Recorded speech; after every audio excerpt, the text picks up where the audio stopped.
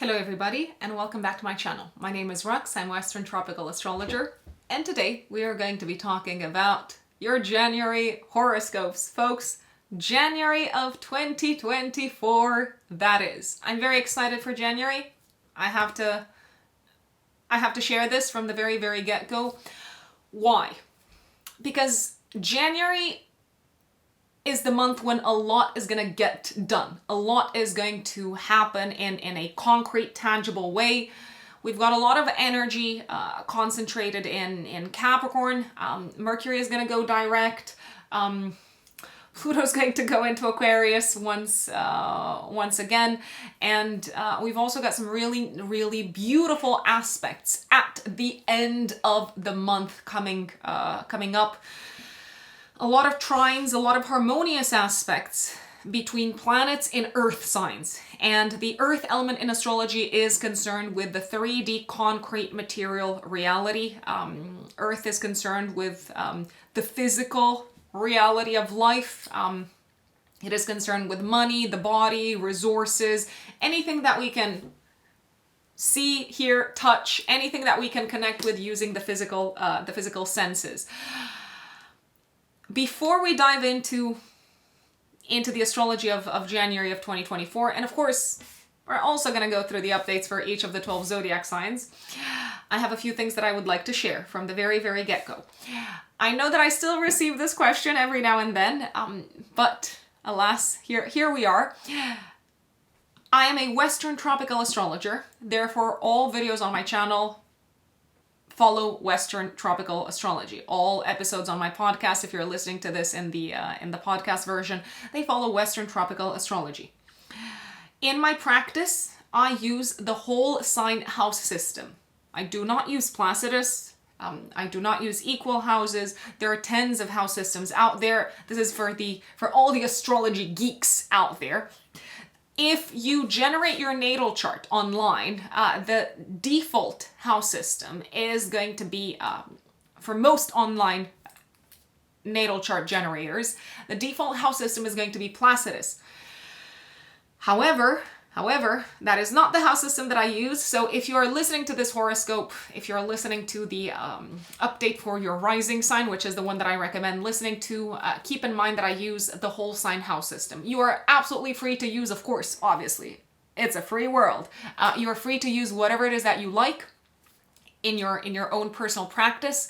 But I know that I still sometimes receive questions around, oh, I'm a Sagittarius rising, and Jupiter in Taurus is transiting my, I don't know, 7th house. And I'm like, no. If you're a Sagittarius rising, Jupiter in Taurus is going to be transiting your 6th house of day-to-day work and health and daily habits and daily routines in the whole sign house system. Just a big moment of clarification in case you are wondering. And yes, I do want to flag that a few years ago, I actually started studying astrology and using in my day-to-day practice the Placidus house system. Then a little bit further down the line, when I was moving forward with my astrological education, I used equal houses, or no, I'm going to rephrase that. I used for school, I used the equal house system, but I never used equal houses in my practice. And then further down the line a few years ago, I started testing the whole sign house system, and I have not looked back in my practice, and I am just one human. I have found whole sign houses to work best. So just so you know, especially when it comes to forecasting. But alas, this is me. I'm a human, I'm an astrologer, I've been doing astrology for more than a decade, for almost 12 years. This is just my personal experience. House systems are like languages, use whatever you want, but remember what I use in this particular horoscope, and in all my horoscopes actually. I've mentioned that it is my recommendation to listen to the update for your rising sign. And I'm going to reiterate that when we go into the update for the 12 zodiac signs, please listen to the update for your rising sign, so your ascendant, because that is how this general horoscope is built, with the rising sign in mind. There are some astrologers out there who build horoscopes with a sun sign in mind. For example, Susan Miller is one that comes to mind. I'm not one of them. I build horoscopes with the rising sign in mind. Why? Because it is from the rising sign that we can define, that we can delineate the various life sectors of someone's experience. And let's face it, most of the times people are interested in specific life sectors and areas. That's why they come to astrology. So they want to know how their, how their relationships are going to be next month, how their education is going to be next month, etc., etc., etc. That is why these horoscopes are built with the rising sign in mind. If you don't know your rising sign, if you don't know the sign of your ascendant, you can of course listen to the update for your sun sign. That is the second best thing that you can do. But my recommendation would be rising sign update. And I did mention the word general. Remember that this is a general horoscope. It is not a personal horoscope. It is not a personal reading. So it would be unheard of, absolutely unheard of, for a general horoscope to align fully and totally and completely with your life. That's just not possible. So do keep that in mind. Speaking of, remember that astrology does not predict exact material manifestation. Astrology is the weather of the cosmos, let's say. Astrology is a symbolic and archetypal language that helps us better understand the energies at play, the rhythms, the cycles of the cosmos, of nature, and how we can best align ourselves with them. It does not tell us what you're going to wear tomorrow at work. It does not tell us what you're going to have for dinner tonight. It doesn't tell us all of those things. Obviously, I give examples in all my my content, in my readings, also in my personal practice, so that people can remember better, because with examples, the information is better assimilated. I give concrete examples so that people can remember the information. However, take out of this horoscope the symbolic energy more than anything else, rather than the concrete descriptions, because astrology is not clairvoyance. Clairvoyance probably exists. Astrologers are not clairvoyants, and we are not in the business of clairvoyance. We are the cosmic weather forecasters, so to speak. That is what astrologers do. There is a completely different space in the world for clairvoyance, for psychics, for mediums. That it's got nothing to do with astrology. Astrology studies the cycles and the patterns of the cosmos that are measurable, that are repeatable. In terms of their motion. What is not measurable and repeatable is free will, and how we are going to respond to the cosmic energies. Hence, why astrology does not predict exact material manifestation. And last but not least, if you would like to work with me, you can find me on my website. My website is written in the stars-astrology.com. You can go straight to the services section to book a session with me. If you haven't had a session with me before, the 1 hour, 15 minutes Zoom consultation is the one for you. If you have had readings with me in the past, you can choose from the 2 additional options, which is the year ahead forecast, which is the one that I recommend for people. And I have most of my clients coming to me once a year to look at the year ahead, so that they can better understand how to align themselves with the energies and make the most of the opportunities that are coming up for the year ahead. But also, if you have some very concrete, specific questions, you can go for the 30 minutes follow-up consultation if you're an existing client. Now, if you're a new client, the 1 hour, 15 minutes Zoom consultation is completely customizable to what you are interested in. If you have not had your natal chart interpreted before, I recommend we start with that. If you have worked with other astrologers in the past, or if you study astrology yourself and you're not interested in the natal chart interpretation, we can focus on the year ahead. We can focus on topics like astrocartography, so how your chart interacts with different places around the world, on maybe one specific sector, such as relationships or career, how you can make the most of your career potential, compatibility with an existing partner, and so on. So it is completely customizable to your needs. Remember, written in the stars-astrology.com, that is where you can find me. that is where you can purchase my services. At the time when I'm filming this, I'm taking bookings for the last week of January and the beginning of February. By the time I release this video, it will probably be me taking bookings for the beginning of February. So there is waiting time. There's about like a 6 week, sometimes a month, sometimes six weeks long waiting period for you to get on my calendar. So just in case people are wondering how much time they have to wait until our session is actually scheduled. Now let's go into the overview of the month, astrologically speaking, and then of course into the updates for each of the 12 zodiac signs. Venus, beauty, love, harmony, enjoyment, the planet that rules over all of these, is going to be transiting Sagittarius until the 23rd of January.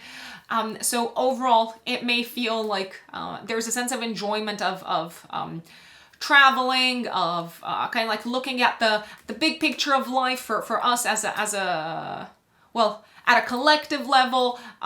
There could also be a sense of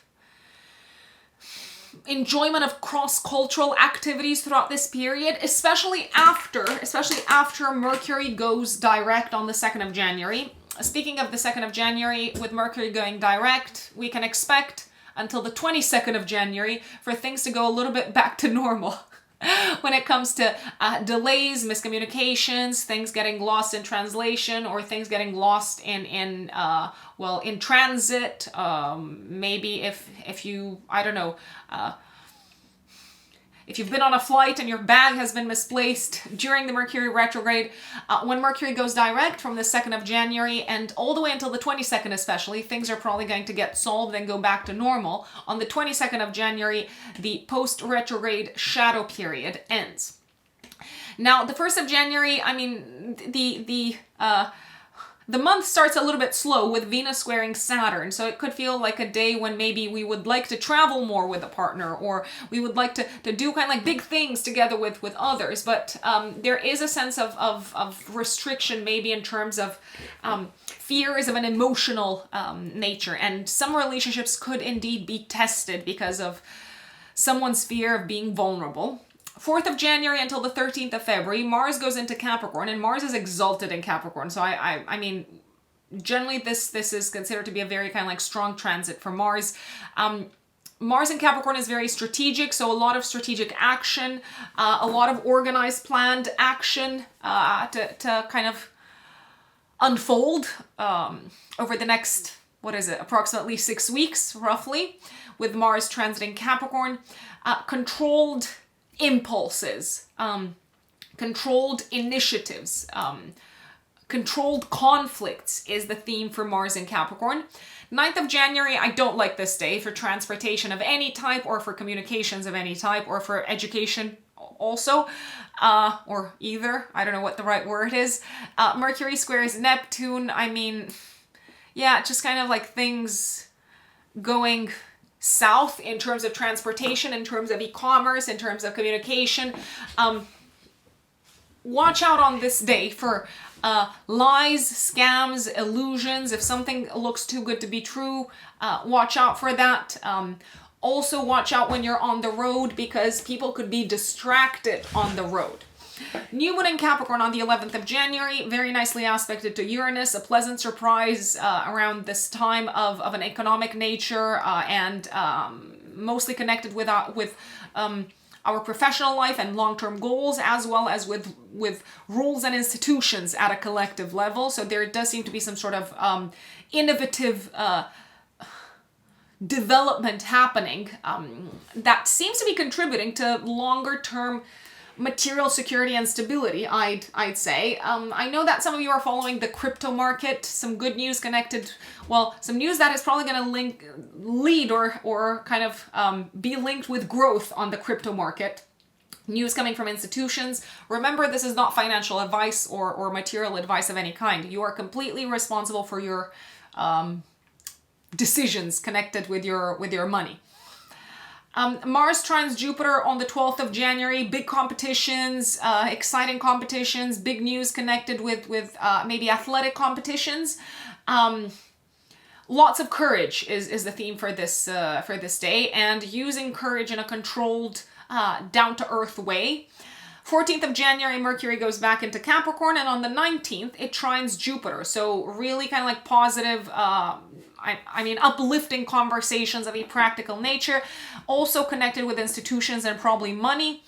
However, on the 19th of January, Venus squares Neptune. Some illusions in love, some disillusionments in love, some maybe ideals too hard to achieve in relationships. 20th of January, Aquarius season begins, so the sun goes into Aquarius, and 21st of January, Pluto goes into Aquarius, and both on the 20th and the 21st, we're probably going to feel the Sun-Pluto conjunction.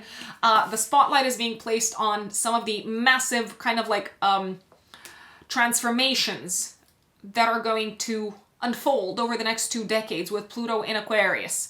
Pluto is going to stay in Aquarius until the 18th of July, then it's going to slide back into Capricorn for a little bit, but essentially pay attention to the news around the 20th, 21st of January, because pay attention especially to news connected with technology, communities, groups of people, science, scientific innovations, because this is probably going to be quite big, even though we might not necessarily realize it. These bits and pieces of news might be really big over the next 2 decades, folks. The big news last year when Venus first entered Aquarius, or kind of like the big focus, was on ChatGPT, just as an FYI. 23rd of January until the 16th of February, Venus goes into Capricorn, so it makes all Capricorn things more enjoyable, such as rules, structures, kind of like respecting tradition, and so on. 25th of January, a full moon in Leo, squaring Jupiter. The theme here is excess. There could be an excess of fun to be had, for example, which is possible, an excess of creativity, a lot of creativity, creative ideas. I like that at the time of the full moon. Saturn sextiles Venus and also forms a nice aspect to Jupiter. So Saturn is kind of like grounding, realistic, pragmatic influence, brings any sort of like over-the-top creative ideas, brings them down to earth, and kind of like restricts them, or kind of like gives them a shape, I wanna say. And 27th of January, careful what we say. Mercury conjuncts Mars. I mean, this is not a day in which I would be too quick to voice an opinion, because it can backfire. But we might be very inclined to speak bluntly and directly and to defend ourselves. I would not speed on this day on the road. That's just my recommendation. 20th and 29th of January are 2 of my favorite days. So last 2 days of the month. On the 28th, Mercury trines Uranus, a day of progressive, innovative, exciting ideas. Also big surprising news connected with money, once again. On the 29th of January, Venus trines Jupiter, a very kind of like stabilizing influence for the economy, really good relationships at an international level. That seems to be the spotlight, and like diplomatic relationships, diplomatic agreements that seem to bring in a sense of harmony and also stability and generosity, I'd say. And Mars trines Uranus, so any sort of like conflicts could take a little bit of an unexpected turn, probably for the, I dare say for the better, most likely, but who am I to qualify things? Astrology doesn't qualify things. Astrology doesn't say this is good or this is bad. Astrology just describes the energy. So you could say that a conflict is probably going to take an unexpected turn that might feel like it's leading rapidly towards increased harmony, I'd say. And now let us get into the updates for each of the 12 zodiac signs. My dear Aries, Aries suns, and Aries risings, what does January 2024 have in store for you?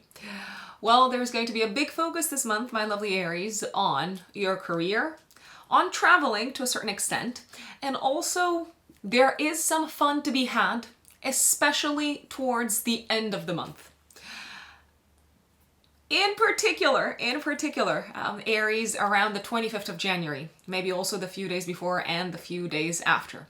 But I'm not going to jump straight to the end of the month.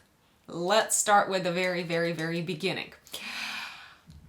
For most of this month, Aries, Venus is going to be transiting your 9th house until the 23rd of January. What does that tell us? Well, it tells us that in general, if you are traveling, you might have a really good time, especially if you're traveling with a partner, or if you're traveling in order to connect with someone, maybe a business partner, maybe to make money off a business partnership. You might especially enjoy traveling after Mercury goes direct on the 2nd of January in your 9th house of long distance travel. I would say that the days that I don't particularly like for traveling, in particular long distance, this is what I'm referring to. The days that I don't really like are the 1st of January, but I imagine a lot of people will not be traveling on the 1st of January since Venus is going to be squaring Saturn, so there could be delays when it comes to traveling. There could be a sense of tiredness, of exhaustion that you're dealing with. And I'm also not the biggest fan when it comes to traveling. I'm not necessarily the biggest fan of the 9th of January when Mercury is going to be squaring Neptune again.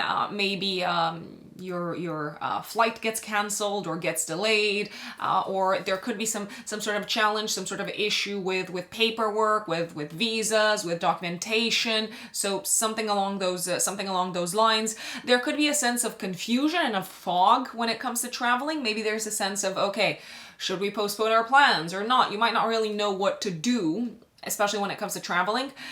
And I'm also not the biggest fan of,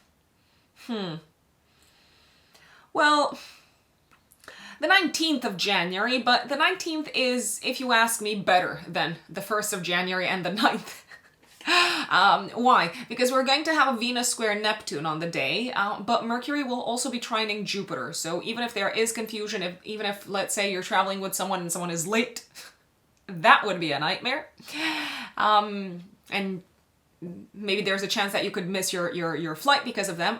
At the same time, Mercury trining Jupiter says that you're probably going to find the good solutions, the right solutions, the solutions that are going to mostly benefit you, I want to say, especially when it comes to long distance traveling and any sort of connection with foreign lands and foreign countries.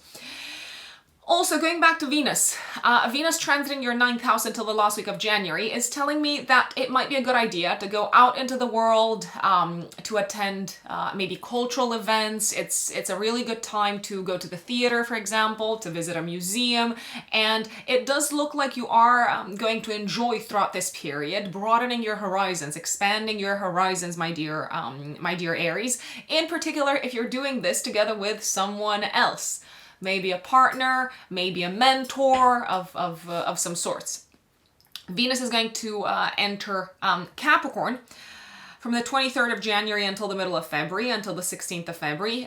And it's really bringing its benefits because Venus and Jupiter are the two benefic planets in astrology. Venus is bringing its benefits to your career sector. So generally relationships with bosses, with people in positions of power, with those who can have an impact, who can make an impact upon your career in a positive way. Relationships with these types of people are likely to go really, really well. You might also feel very admired out into the world. You might generally make a good impression when you go out into the world, when you are, let's say, involved in activities that have a public element to them, that involves some sort of public exposure. It's also a period, so with Venus on your side career-wise, it can be a period in which people are more likely to say yes to you career-wise, and that is because you might be super charming and you might know exactly what to say, how to say it, and make it feel like they're also getting something out of whatever it is that you are proposing to them. So make it feel like they're also getting a good deal and they're benefiting from whatever it is that you're putting forward for them. That is Venus. That's what Venus is up to this month, my dear Aries. Another thing, Venus being the ruler of your 7th house of relationships, until the 23rd with the planet of love transiting the 9th house, you may want to plan some sort of trip together with a romantic partner. And last week of January, from the 23rd onwards, you may want to go out into the world with your partner more. I dare say that you might both benefit from it from a reputation perspective. Now, the month begins with a Venus square Saturn, which I have mentioned. Venus is squaring Saturn in Pisces on the 1st of January, and you could also feel it the day before and the day after, but especially on the 1st of January. So I do feel like people might be a little bit tired. There could also be a sense of maybe frustration or delays connected with a pleasant activity that involves traveling or that involves going out into the world. There could also be a sense of something happening behind the scenes that doesn't really fully allow you to enjoy maybe like a trip or a plan to travel. There could also be some sort of delay that you're experiencing when it comes to hearing from someone from abroad. Maybe, I don't know, you're waiting for like a business partnership or like a contract to go through. And it could be in some shape or form connected with foreign lands and foreign countries, and it almost feels like you're kind of like losing hope a little bit. It's not the most romantic day because it feels like duty and restrictions are likely to get a little bit in the way of romantic experiences also. 2nd of January, this is great. Mercury goes direct. Woohoo! So any sort of delays, any sort of misunderstandings, any sort of frustrations, any sort of issues in communication with regards to legal matters, with regards to traveling, planning travels, with regards to your academic endeavors, my dear Aries, will probably clear out. They will start to clear out after the 2nd of January. So from the 2nd of January onwards. The Mercury shadow period, so the post-retrograde shadow period, is going to be over, however, let's see, last week of January, so from the 22nd of January onwards. So do give it, from the 2nd until the 22nd of January, do give it time for things to start falling into place. Also on the work front, if you have been experiencing delays, frustrations, or having to go back and forth on the same project in the second half of December especially, it might feel like things are starting to go back on track from the 2nd until the 22nd of January, and any sort of like work-related issues or frustrations are probably going to be cleared out. 4th of January until the middle of February, until the 13th of February, Mars enters Capricorn in your house of career. Boy, are you gonna be motivated, my dear Aries, to go after your career goals. You're probably gonna be taking the lead in some shape or form, maybe in the professional sphere. Maybe you're gonna be leading a project. Maybe you're going to be, well, not maybe, very likely you're going to be a lot more direct and assertive and strategic in terms of going after what you want from a professional perspective. It does feel like you are going to be kind of having this sort of like single-minded, let's call it focus when it comes to your professional goals, and you mean business. And Mars in Capricorn is exalted, so you are likely to get what it is that you're going after career-wise, my dear Aries. No time to waste, move quickly, but also have a plan, because Capricorn likes a plan. And you know what they say, there's no time like the present. 9th of January, Mercury squares Neptune. Some travel-related confusion, some confusion when it comes to legal matters. Do double-check anything that you're signing. Do triple-check if you're traveling that you've got your passport with you or your visa with you. Do triple-check that you've got maybe insurance, also in case anything does get cancelled. Your mind might be a little bit foggy on this day, Aries. When it comes to communications, when it comes to work, even, and that's okay. Maybe you just need a little bit of rest. Maybe you just need to sleep a little bit more.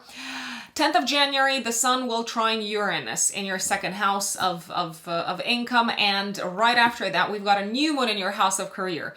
So I dare say that you're going to start feeling the energies of the new moon, maybe as early as 3 days before the 11th of January, and of course 3 days after. And the 10th of January is a particularly auspicious day. So what's going on? This new moon in Capricorn, in your house of career, is making a beautiful aspect to Uranus in your second house of income. Some sort of exciting new beginning career-wise or in the professional sphere that leads to you being better off materially. So maybe a promotion, a position that is kind of like higher up, and that puts you in a much better place, as I said, from a material standpoint, from an income standpoint.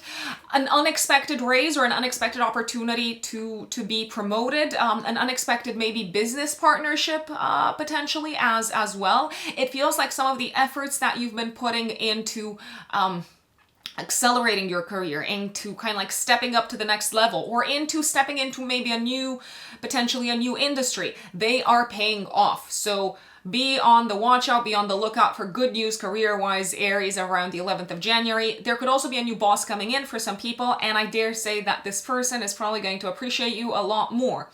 Some folks might say, I'm not interested in my career, what is going on? In some shape or form, your reputation seems to be benefiting, Aries, especially Aries risings. It does feel like your image, your reputation out into the world is going through a bit of a reset, a refresh, and it does seem to be making you feel much more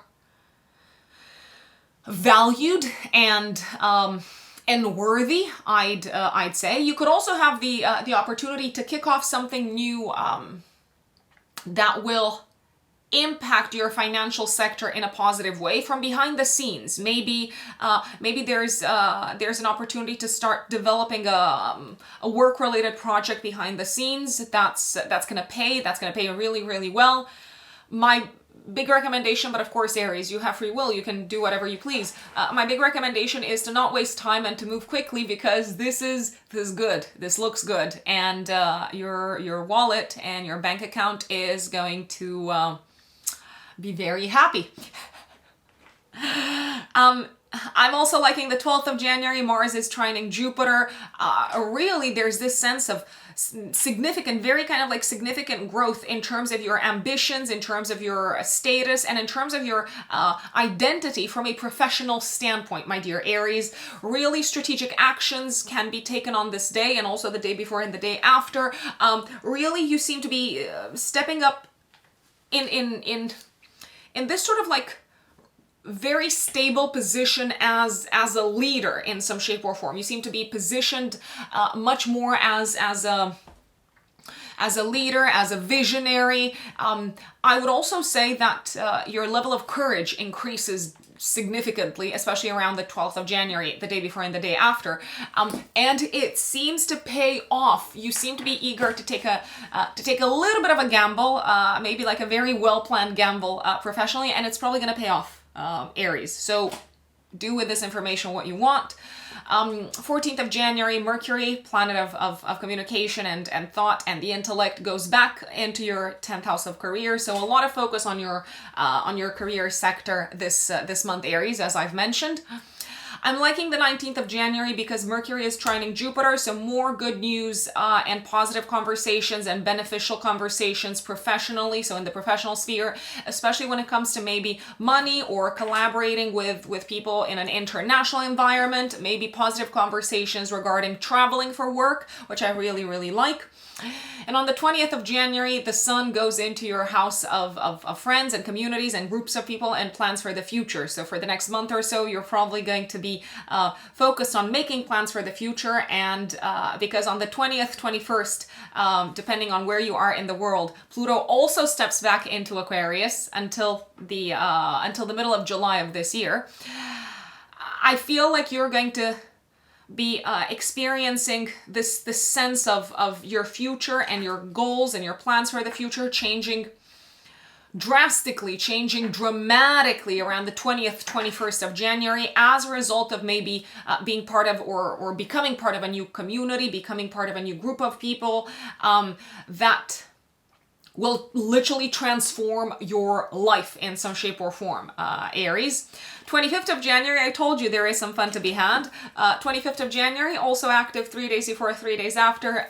There's a full moon in your 5th house in Leo, my lovely Aries. I feel like you're going to be celebrating something with friends. Look back at what was going on in your life also around the middle of August 2023, because this full moon could bring things to completion that were on your radar around the middle of August of 2023. I'd also say that this is a very romantic period, if you ask me. And there's kind of like this tension, this electricity in the air romantically. I would not be surprised also if some Aries would make a romantic relationship official around this time, since Venus is going to be in your house of public status. Yeah, it's possible. It is possible. And maybe something that you've been keeping behind the scenes more, kind of like private, when it comes to your romantic life, could be in the spotlight, could come to the spotlight around the 25th of January. If you've got kids, there seems to be a reason maybe to celebrate your children's achievement as well. But there could also be a sense of whatever the children are achieving around this time is really asking you to spend quite a bit of money, quite a bit of money. I wanna say. Generally, there is a very high chance that you're gonna spend quite a bit of money. You're feeling very generous, maybe even a little bit excessively so, Aries, around this time, since the full moon is squaring Jupiter. So you could be feeling rich and ready to splurge and ready to kind of like treat everyone to I don't know, like drinks or meals or things like that. 27th of January, careful what you say. Be very strategic with the words that you use, especially in a professional environment, because they can really kind of like cut very, very deeply. I'm liking the 28th of January and the 29th. They are probably two of the best days of the month. On the 28th, Mercury trines Uranus. Really kind of like brilliant ideas seem to come to you in the workspace, innovative ideas. You seem to shine when you communicate in the workspace, especially in a public setup. You also seem to be appreciated by someone very, very much in the professional sphere from behind the scenes. So someone's kind of like looking at you and saying, okay, we got to keep an eye on this person because they're gonna reach the very top. And 29th it can be a romantic day, but it can also be a day in which I want to say a partnership, a very strategic partnership in the professional sphere, a very important relationship in the professional sphere becomes stronger, becomes solid, and it seems to be, you might already become aware of how it's going to have a very beneficial impact upon your career path moving forward. I would also see this as a romantic day, but a very kind of like, how should I say, pragmatically romantic day. It might feel like the amount of love and the amount of affection between you and a romantic partner is growing. You might be seeing yourself with this person into the future, and it really feels like you're building a life together with this person who could be on your radar, my dear Aries. Now let's see what January 2024 has in store for Taurus suns and Taurus risings. Okay, so Taurians. Most of January, Venus is going to be in your 8th house until the 23rd of January. So overall, January until the last week when Venus moves into Capricorn, January could be a really good month to consider opportunities for investment. It could be a really good month to receive gifts. It could be a really good month to benefit from other people's resources, with the exception of the 1st of January, the 9th of January, and to a certain extent also the 19th. So with the exception of these 3 days. Now, Venus might attract, until the last week of January, might attract gifts to you, might attract resources to you from other people. But especially on the 1st of January, Venus is squaring Saturn, so whatever it is that you're receiving from others might feel like it's not enough, or it's not exactly what you needed, or it might feel like it comes with all sorts of conditions and kind of like prerequisites, and you might say, nah, you know what, I don't really want this. The 1st of January is also a day to be very cautious in terms of investments.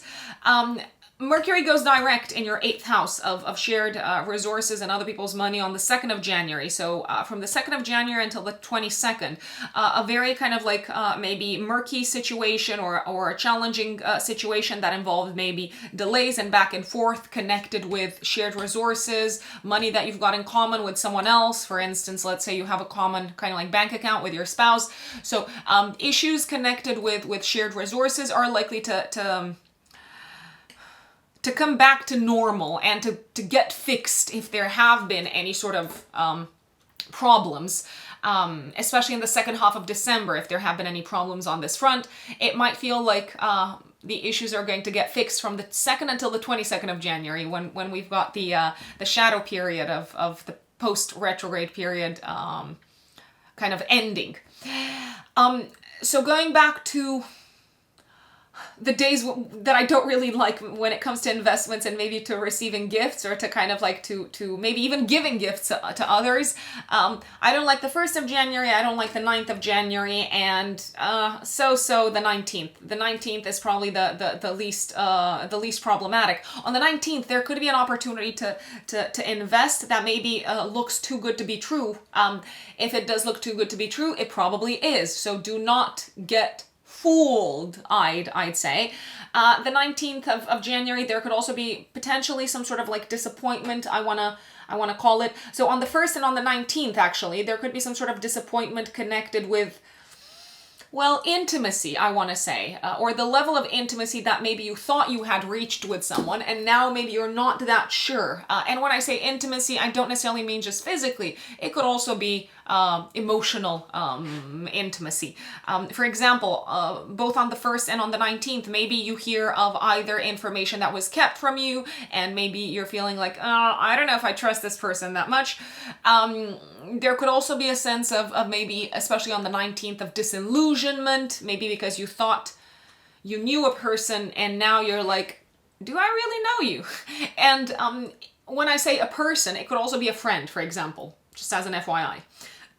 Now, Venus is going to go into, on the 23rd of January, into Capricorn in your 9th house, until the 16th of February. A fabulous period to travel, especially long distance, a fabulous period to go out into the world, participate in cultural events, go to the theater, the movies, the opera, and also it does seem to be a really good day, my apologies, a really good period. I am filming this with Mercury retrograde, by the way, so forgive me if you notice any sort of like slip of the tongue.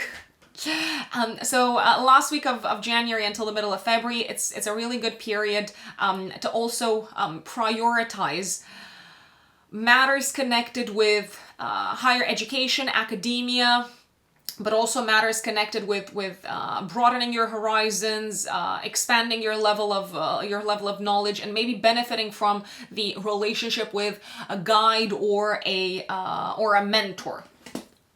Now, going back to the beginning of the month, 2nd of January, when Mercury goes direct, it might feel like some issues that you've also been having in terms of maybe getting paid, maybe some delays in terms of getting paid that you had experienced in December are starting to be taken care of, or starting to kind of like to go back to normal, I'd say.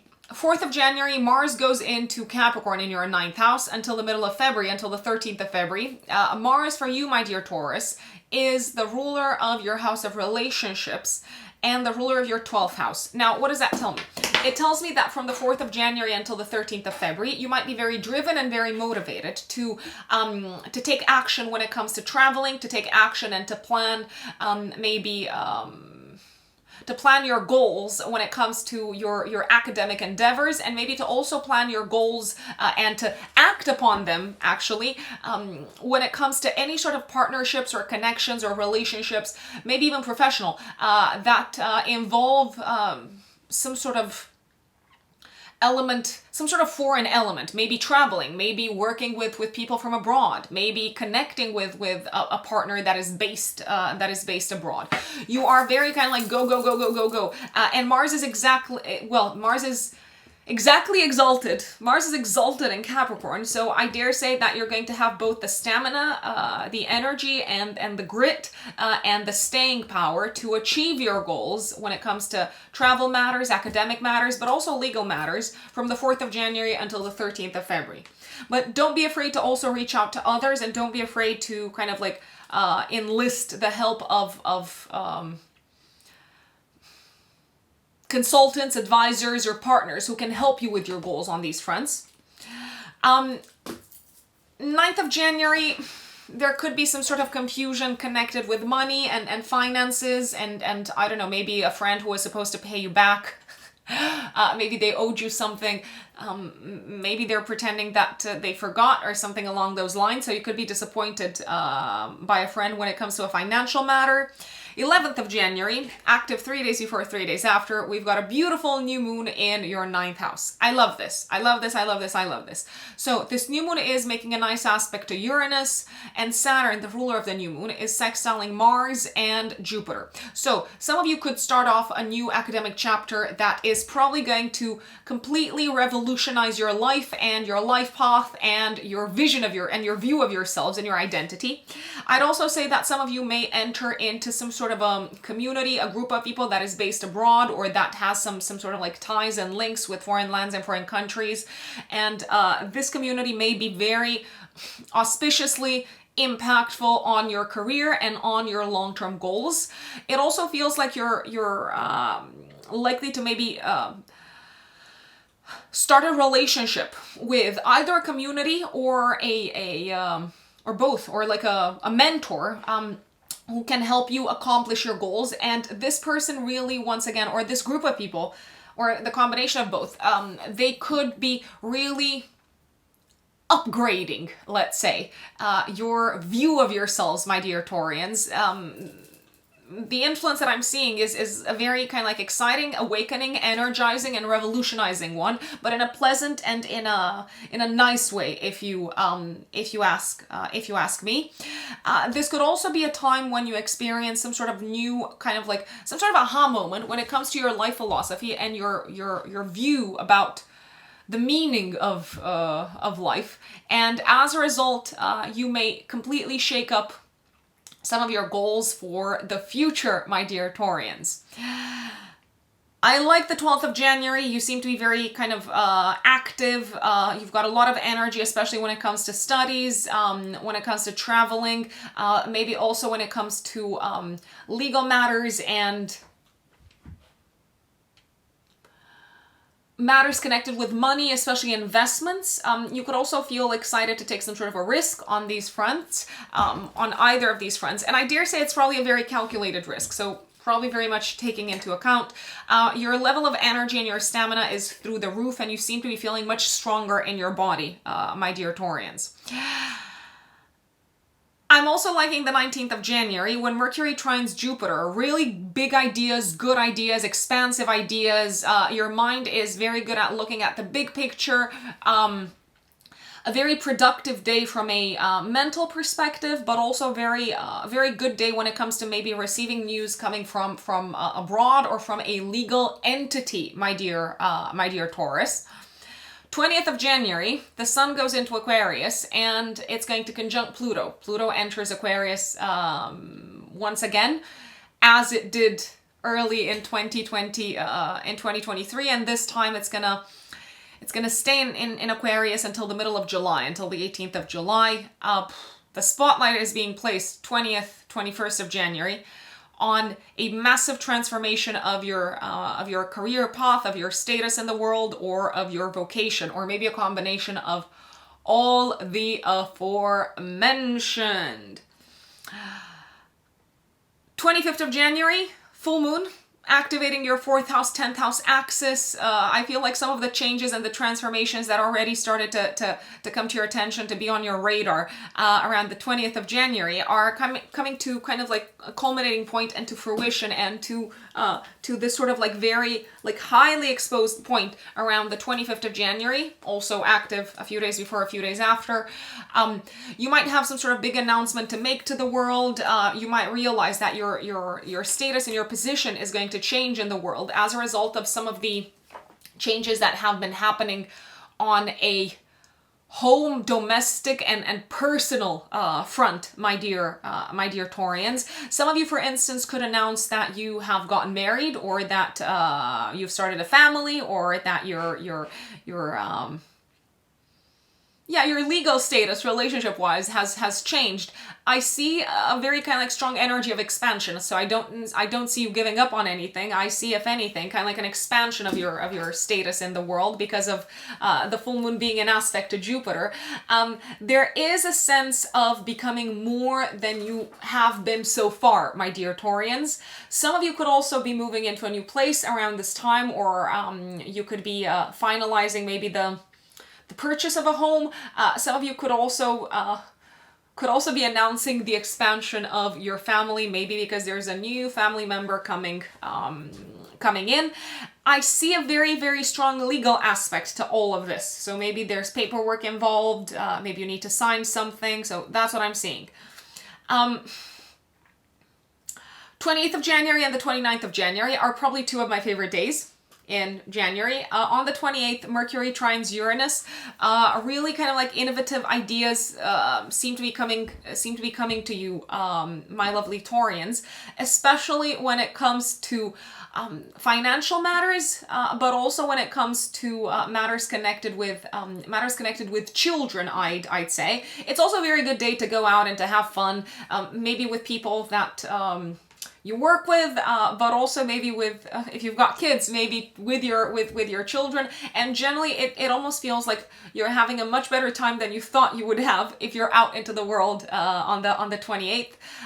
Also really sudden but positive news coming from a legal entity or from abroad on this day. You might even feel very excited to share this piece of news with your friends, my lovely Taurians. And 29th of January, this could actually be quite a romantic day. Venus trines Jupiter, so we've got the energy of love expanding, of romantic kind of affections expanding on this day. But I feel like it's done in a very kind of like stable and steady and grounded way, to the point where maybe you're making plans for the future with a partner. Maybe you're realizing, Taurians, that you have changed so much, and that your vision and your view and your philosophy around love and relationships and around how you show up in these has grown tremendously. There could also be some really pleasant collaboration with someone from abroad in a work environment that you're really enjoying. And I'd say that you're likely to move really fast and to get things done in both a quick but also very kind of like grounded and well planned and well kind of like well implemented way on this day, my dear Taurians. There could be some sort of surprise coming up also around the 29th of January, maybe the day before and the day after, connected with traveling. I mean, I do see a very kind of like strong energy of traveling in January, Taurians. Especially,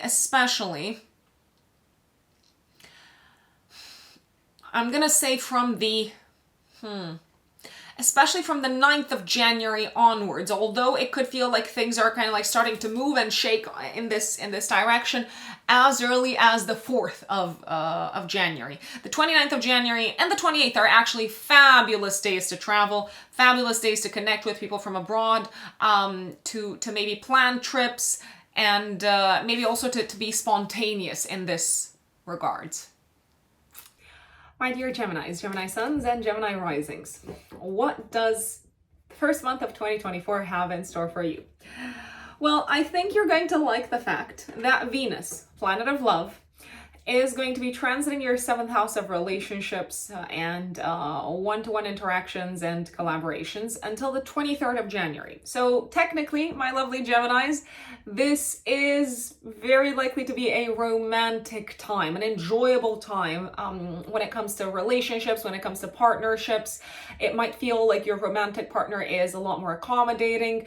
If you have business partners, it might just feel like they're likely to say yes and to be more accommodating and to be willing to meet you halfway and to make things easier and smoother for you, my lovely Geminis. There are a few exceptions, however. On the 1st of January, that's the first exception. I'm not particularly liking this this day when it comes to business partnerships.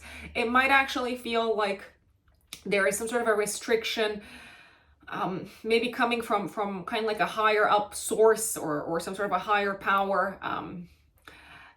There's this feeling that there could be a restriction on a business partnership. Maybe someone who you thought you would collaborate with are saying not now, or this is going to get delayed because of, I don't know, XYZ, because of my boss, or because of a legal issue, or because of a cash kind of like flow issue also.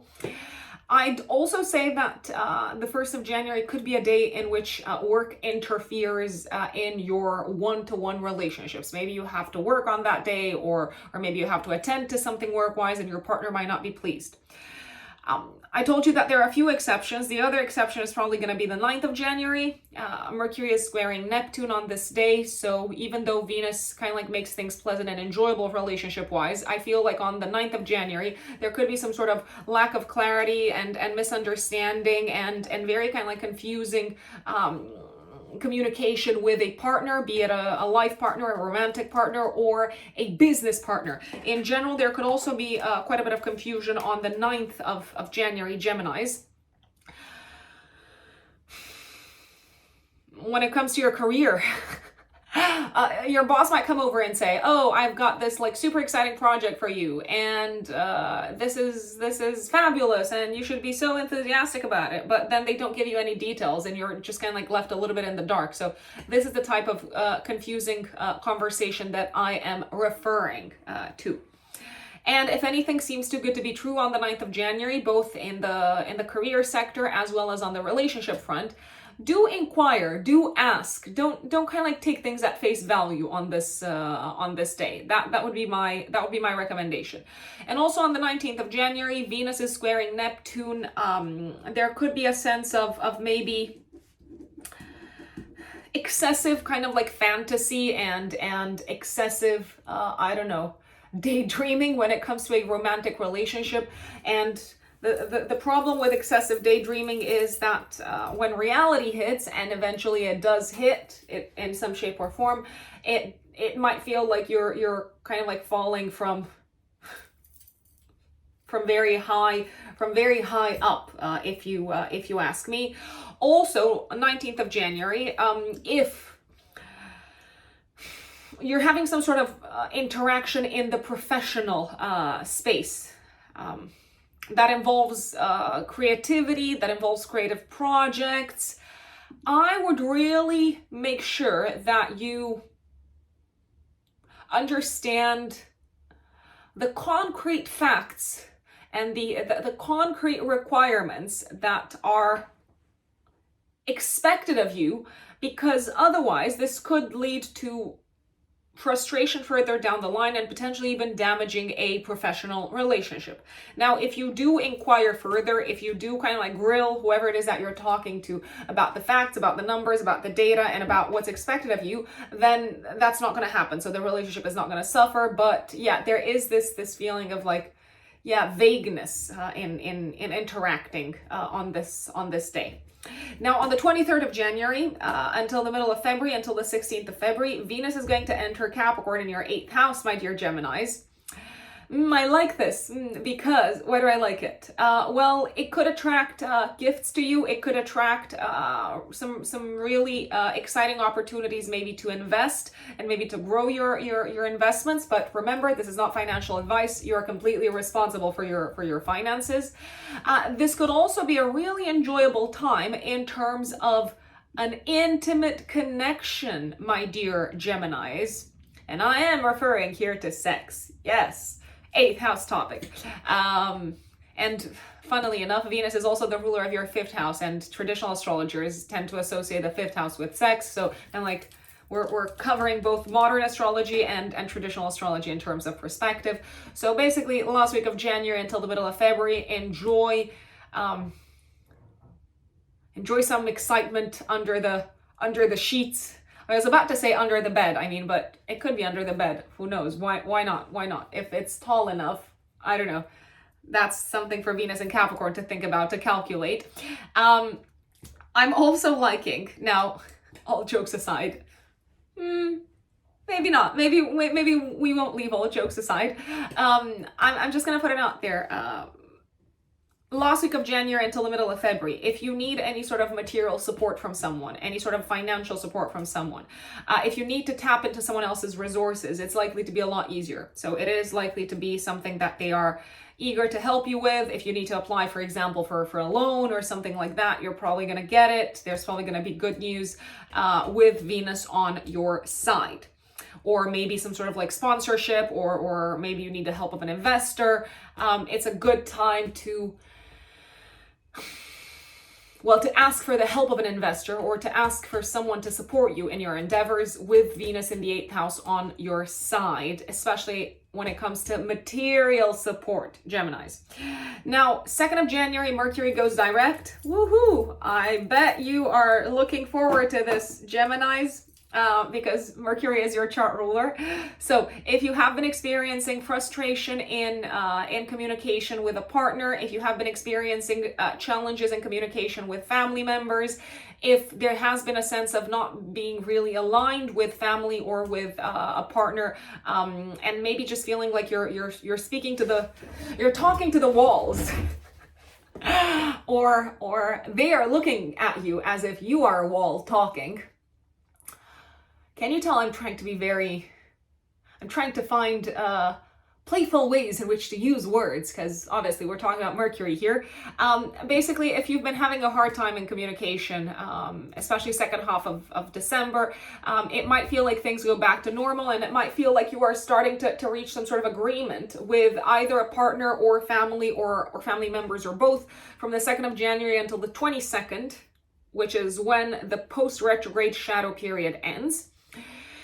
If you have been experiencing any sort of like challenges health-wise with Mercury being retrograde, and especially old issues health-wise coming back to your attention, you're probably going to find that things once again go back to what they were supposed to be. So you're feeling better, and things are where they are supposed to be health-wise from the 2nd of January onwards.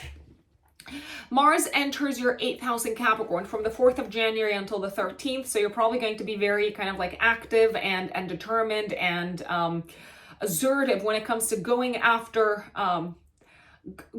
what you want in terms of accessing other people's money, other people's resources, maybe taking action to secure a loan, maybe also taking action and kind of like putting yourselves in a very kind of dynamic leadership position when it comes to solving a work-related crisis, I'd say, but also maybe when it comes to helping a friend solve some sort of a crisis, either work-related or health-related.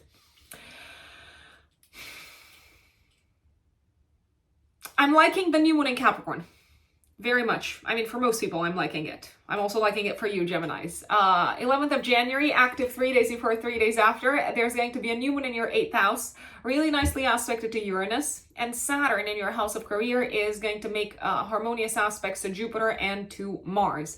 So I feel like this could be a fresh start for some of you when it comes to loans, mortgages, investments, inheritances. There seems to be some sort of unexpected but pleasant surprise helping you get closer, or helping you attack from a different position, maybe a much stronger position, an issue that is connected with money, finances, shared resources, shared assets, inheritance, loans, mortgages, and so on. This could be a time when maybe you start investing in something new, and it's probably like a sudden opportunity that came your way, but that is likely to pay off long term. There's also a possibility for those of you who are in a relationship that your partner could start making money in a new way, in a novel way that puts you in a much better financial position overall as a family.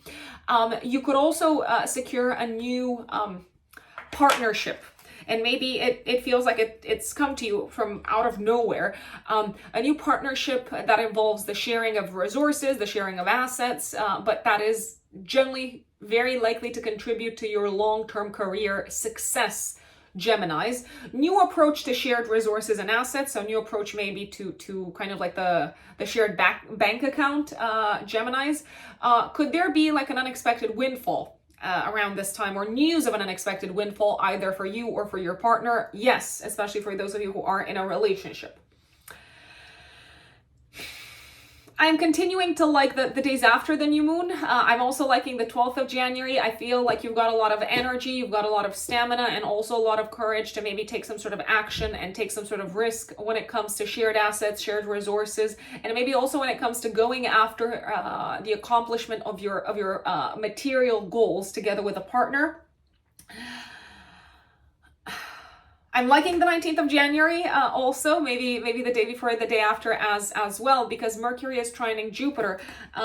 The good news seems to continue on the financial front, but also there is a sense of slowly but surely overcoming some sort of personal crisis. It could have been a financial crisis, it could have been a material crisis, but it could have also been a crisis connected with home that involved expenses, or maybe that involved practical planning of some sort of transformation in the home. And now things really seem to be going very well. The conversations that you're having with family, the agreements that you're reaching, the news that you're hearing, they all seem to be very positive overall, my dear Geminis.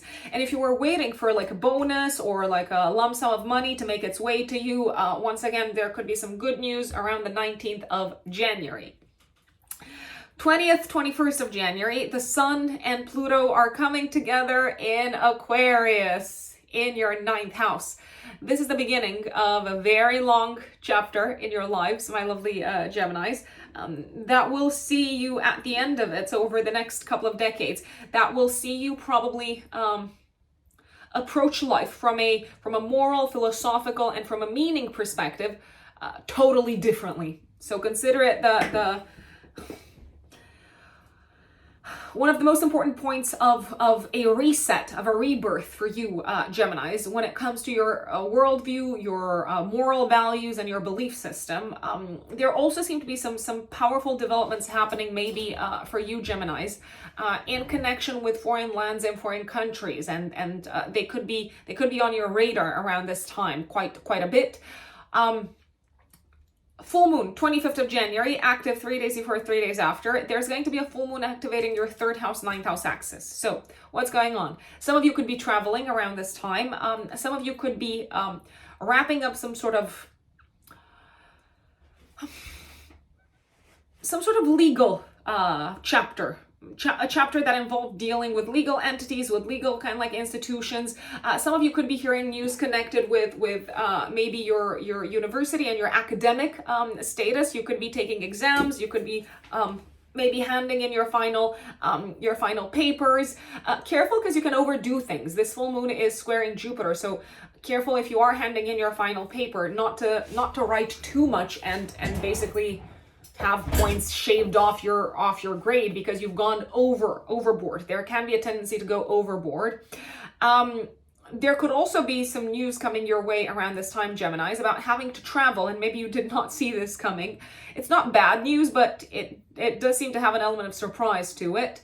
I'm seeing you also maybe wrapping up something that you've been writing on around this time, Geminis. And it could be maybe something that you've been writing for work, maybe like a presentation of some sorts. Very productive conversations around this time, career-wise. You could also be selling something very significant around this time, Geminis.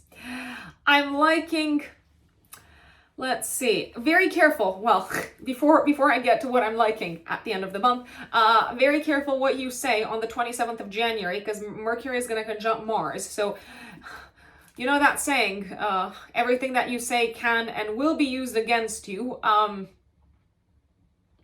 Yeah, very careful what sort of hidden or secret information you reveal at work, to friends, but maybe also to family, because it could trigger them, and it could potentially also trigger a little bit of a conflict, I'd say, and especially a conflict connected with money and shared assets and shared resources, such as let's say a shared property, for instance.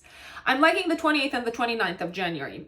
Two very good days on the investments front, on the intimacy front, on the romantic front. I wanna say 2 days that could be filled with pleasant surprises. 2 good days to get away and to relax and to just kind of like enjoy your private life, if you ask me, because it feels like some sort of crisis has been overcome in private.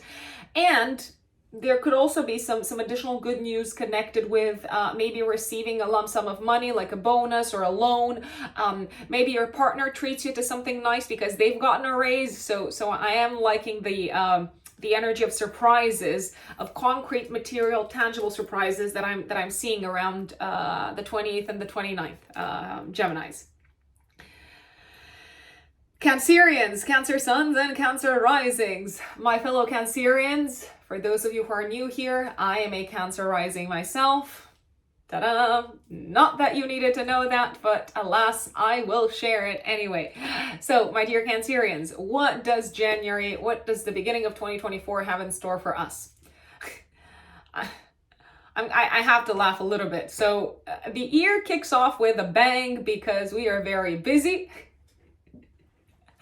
There could be quite a bit of work that we still need to do beginning of the year. I'm gonna say that generally the work sphere and the work sector actually seems to be a source of enjoyment all the way until the last week of January, with Venus transiting this part of our charts. But we might be a little bit tired about this whole kind of like work thing, and we might also feel a little bit disappointed in how a work collaboration turned out, especially around the 1st of January, maybe also the day before, the day after. That doesn't mean that it will not turn out well, or that doesn't mean that you can't turn things around further down the line, but there does seem to be a sense of maybe a relationship with a colleague, a coworker, or a client maybe not going exactly as expected around the 1st of January. There does seem to be some sort of restriction here, and a sense of not being able to fully benefit from it. I like the fact that Mercury goes direct in our house of day-to-day work on the 2nd of January. So any sort of delays or frustrations or miscommunications that you experienced connected with work, connected with colleagues, maybe connected with communications at work, any sort of issues that you've experienced on this front, especially second half of December, are probably going to clear out. And are probably going to come back to normal from the 2nd until the 22nd of January. Another day, here I am being this person, so my clients know that this is what I do. Initially, I present the things that are likely to be a little bit more challenging so that we can be best prepared for them, so that we can navigate them more intentionally and consciously, and then I get to the good stuff. So another day that I don't particularly like is the 9th of January, because there does seem to be some sort of confusion or ambiguity in communication with a coworker or with someone that you interact with on a day-to-day basis at work. There could also be a sense of disappointment connected with maybe a travel plan, especially long distance travel plan, that was in some shape or form related to your work. So maybe you were supposed to take a trip abroad for work, but now you realize, oh, it's not going to happen, or the plane has been canceled. Or you might just not be feeling, if you're traveling around the 9th of January, health-wise, you might not be feeling in tip-top shape. Maybe you're just a bit drained and tired and not necessarily in the best of places mentally. But don't read too much into it, because it is just one day. I mean, you could feel it also the day before, but it's gonna pass. As they say, this too shall pass. But going back to us overall enjoying our work, I realized that I flagged some of the days that I'm not a big fan of. Overall, I would say that we are likely to enjoy our work and the connections that we're making, and maybe even the friendships that we're forming at work, all the way until the last week of January. Last week of January, 23rd of January until the middle of February, until the 16th, Venus goes into our house of relationships. Yay! I don't know why I felt the need to sing a song, but hey, Venus rules over poetry and art and beauty also. So that is my excuse. That is my excuse. So my dear Cancerians, especially Cancer risings, last week of January until the middle of February, go out on dates, enjoy your romantic life, say yes to invitations from your life partner. Focus on enjoying your relationship in general. Partners are likely to be extra affectionate, extra nice, extra prone to maybe gifting things to you throughout this period, and because Venus is also the ruler of your 11th house, you might enjoy quite a bit last week of January until the middle of February social activities with friends that also involve your romantic partner. For those of you who are not in a relationship, my recommendation is to be social and to go out into the world throughout this period, because I mean, only if you want to, obviously. There is a chance that you might connect with someone on the romantic front that you really seem to feel like you've got a spark. With. I'd say, and generally, people are likely to be extra nice to you, Cancerians. That always helps. That always helps. I mean, we are sensitive souls. We like it when people are nice and kind, right? So people are likely to be extra nice and extra helpful and extra accommodating last week of January until the middle of February, Cancerians. Now, what else is going on? 4th of January until the middle of February, until the 13th, Mars activates your house of relationships. So a lot going on in January, Cancerians, on the relationship front and on the partnership front. Not just romantic relationships, although, as I've mentioned, last week of January can be particularly romantic with Venus in this part of your chart, but generally it feels like there's a lot of energy being placed into partnerships, into doing things together with a partner, maybe in reaching out to potential partners, including on the career front from the 4th of January until the 13th. You're probably going to be very driven and motivated to reach out to people that can be useful career-wise throughout this period, Cancerians, since Mars also rules your 10th house of career. That is it.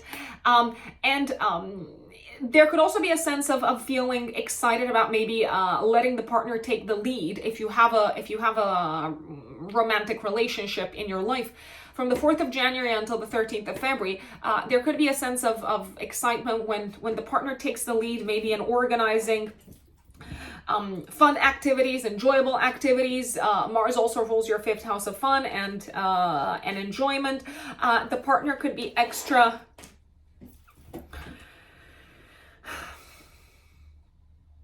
I was about to say extra domineering, but kind of like extra determined to enjoy life with you, Cancerians.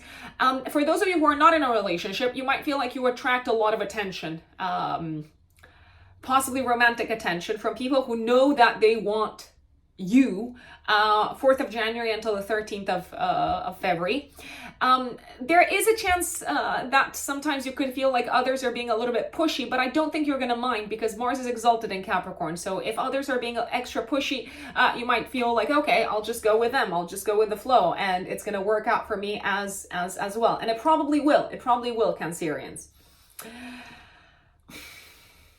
11th of January, really beautiful new moon. Actually, the new moon is probably one of my favorite days in January. So active 3 days before, 3 days after, there's a new moon in your 7th house of relationships.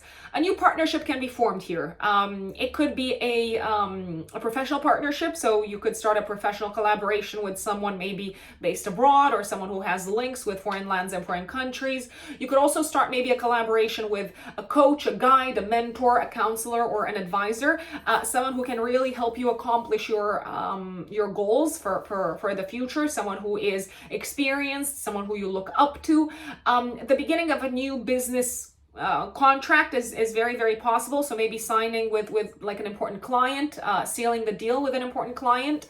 I feel like this partnership is catapulting you. It's basically pushing you closer in an accelerated manner to some of the more out there, some of the more, I'm going to call them outrageous goals for the future that you've got. And it feels very exciting to team up with this person. You could also forge a stronger connection maybe with a friend around this time that involves some sort of a material or work related collaboration, Cancerians. I am liking this. And for those of you who are single, indeed, there could be someone new and exciting coming up into your life. You could meet them through work or through your friends or through group type of activities. Maybe initially you just see them as like a cool professional, but I dare say that sparks could start flying very soon. So up to you what you do with that. Really kind of like energized, you seem to feel on the 12th of January as well by a partner in your life, especially a professional partner. Your life partner, for those of you who are in a relationship, could also have some big plans for the two of you together, and you seem to feel, both of you actually seem to feel very enthusiastic and courageous and keen to get going with these plans. I'm also liking the 19th of January. I have to say, Cancerians, overall, January is it's a really good month. It's a really nice month. It's a really productive month. With the exception of a few days, maybe like the 1st of January and maybe like the 9th, it's a great month. I really have to say this. So 19th of January, good news coming your way from friends or from the people that you work with, maybe from like a professional organization. It feels like it's a good day to have a brainstorm, a good day to kind of throw out ideas to maybe your peers or to your colleagues at work, because a lot is going to get done by bringing multiple heads together. I'd say a really good day to also speak in public in a professional environment. 20th, 21st of January, the Sun and Pluto come together in Aquarius. Aquarius season starts in your 8th house. The beginning, well, you were kind of like exposed to this new beginning also, beginning of 2023. This meeting of the Sun and Pluto seems to be ushering in and seems to be putting the spotlight on some of the long-term, decades-long changes that are probably going to occur in your life when it comes to 8th house matters. So when it comes to investments, when it comes to your partner's resources, maybe when it comes to also the topic of inheritance. And I feel like the full moon in Leo on the 25th of January, active maybe 3 days before, 3 days after, is also going to put the spotlight once again on money.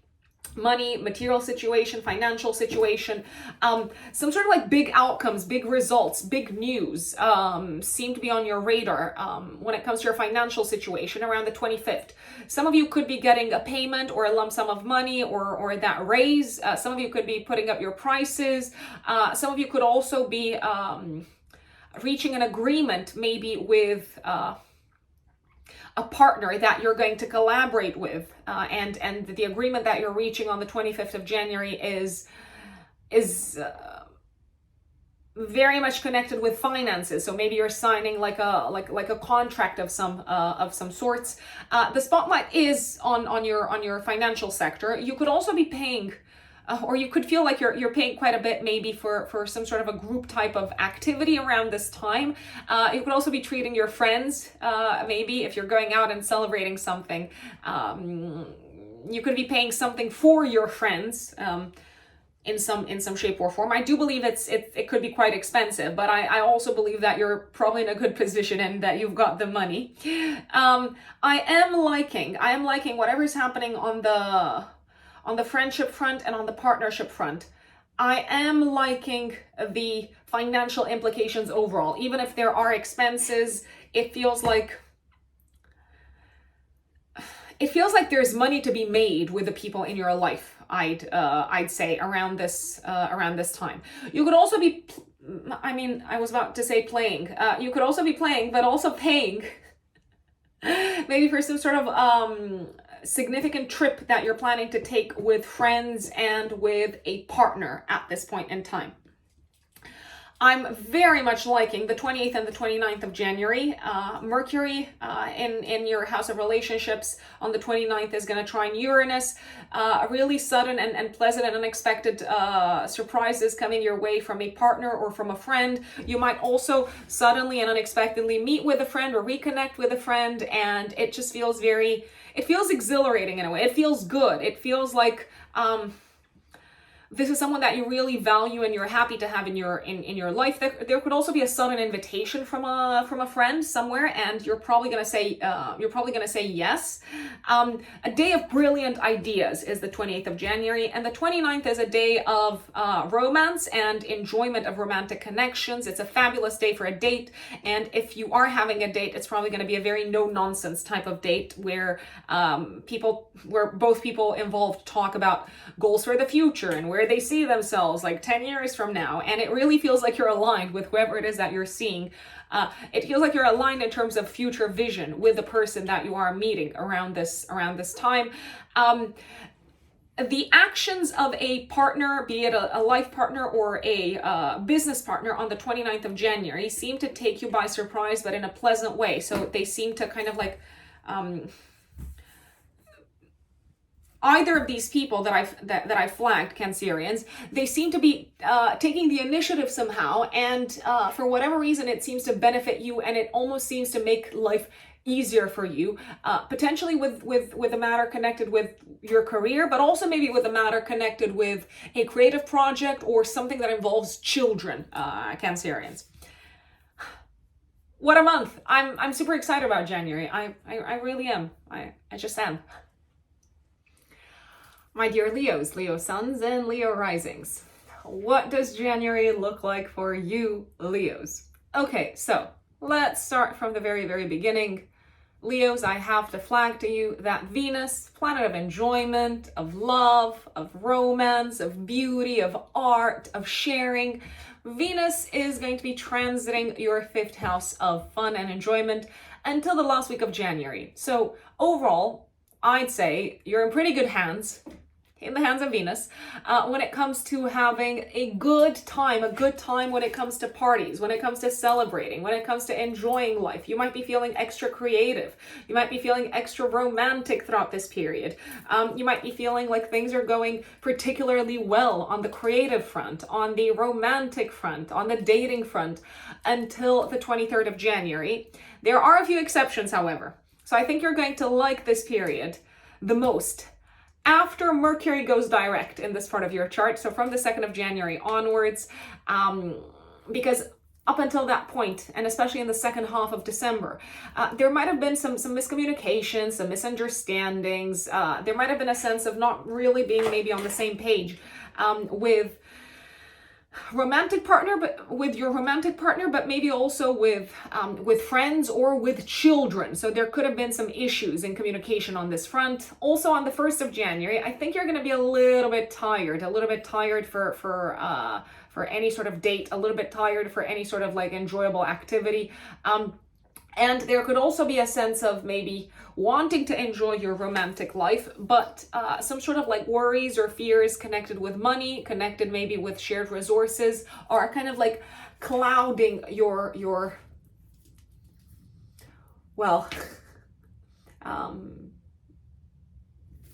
the level of enjoyment that you're experiencing in the partnership sector. There could also be some sort of material issue that definitely needs to be discussed on the 1st of January that comes up in your relationship with someone else, especially if you have been in a relationship for quite some time. There could also be a sense of tiredness maybe in the relationship, especially when it comes to money or children on the 1st of January. But as I said, especially from the 2nd of January onwards, this is an area that is probably going to bring a lot of joy, Leos. A day that I'm not particularly a big fan of since I have started with the days that I'm not a big fan of. A day that I don't really like is the 9th of January when Mercury squares Neptune. There could be some sort of vagueness or confusion in communication with a romantic partner or with a friend or even with your kid, with children. And there could be a sense of not having clarity on a financial matter, maybe that is connected with your children and their expenses. There could also be a sense of disappointment maybe when it comes to not being on the same page about a date or about a fun activity, maybe with a romantic partner. Speaking of dates, if you are going on a date on the 9th of January, Leos, especially with someone who is new and that you don't know, if it sounds like if basically you get the hunch that someone is lying, they probably are lying. If you get the hunch that whatever it is that they're saying is a little bit too good to be true, it most likely is. Careful when it comes to liars and scammers on the 9th of January in general, but especially when it comes to romance and scammers. 4th of January, Mars goes into Capricorn in your 6th house of day-to-day work until the middle of February, until the 13th of February. So Mars, my dear Leos, for you rules the 9th house and the 4th house. It feels like there's going to be a lot of action, a lot of energy that you need to spend on some sort of work project connected with a home throughout this period, or you might just have a lot of things to do around the house, maybe for your parents throughout this period. You could also be fixing something around the house throughout this period, or maybe you're renovating and maybe you just have to kind of like be super organized and get things off your plate. But the good news is that Mars is going to give you the energy. There's also a chance that you could be collaborating quite a bit or working very closely with maybe a team of people or a group of people, or even just one person who is based abroad or who is coming from a different cultural environment. You might need to collaborate with this person from the 4th of January until the 13th, work-wise. You might also be putting a lot of effort into the work that you need to do on the academic front throughout this period. So from the 4th of January until the 13th. So let's say if you have to prepare for exams, if you have to submit exams, if you have to take exams and all of that, Mars is giving you the energy to do so. Mars is also giving you a lot of energy to tackle any sort of health related matters that you want to tackle from the 4th of January until the 13th. So do take advantage of this period, my dear Leos. 11th of January is a very beautiful day. Well, actually, you might also feel the energy that I'm going to describe to you, Leos, in the 3 days before and the 3 days after. What's going on? There's a new moon in Capricorn in your 6th house of day-to-day work and health, very nicely aspected to Uranus and Taurus. So a few things could happen here. Some of you could get a new job. Some of you could start working in a new environment, Leos. Some of you could start working with a new team. It does seem to be a pleasant surprise. There does seem to be an element of the unexpected. Maybe it's a work opportunity that you didn't see coming. Maybe it's you working within a department or with a team of people that you didn't think that you would work with. But it almost seems to be, not almost, most definitely, it seems to be contributing to your career growth, I'd say, Leos. And it seems to be accelerating the transformation or let's call it the positive disruption of your career path. An unexpected work opportunity or project could come in around this time that maybe also involves pooling resources. So kind of like basically bringing money or assets or resources together with someone else. It does feel like you have to move fast. That's my recommendation. And it also feels like you need to be very diligent in defining the exact financial terms that you're agreeing to if you are indeed collaborating with someone. Some of you could also be starting a new chapter around this time, Leos, health-wise. And I feel like you have someone on your side to help you with your health goals. And it also feels like you're very motivated and ambitious. So you're probably gonna achieve them, especially if they involve more movement, for example, which they might, because Mars is also in your 6th house of health.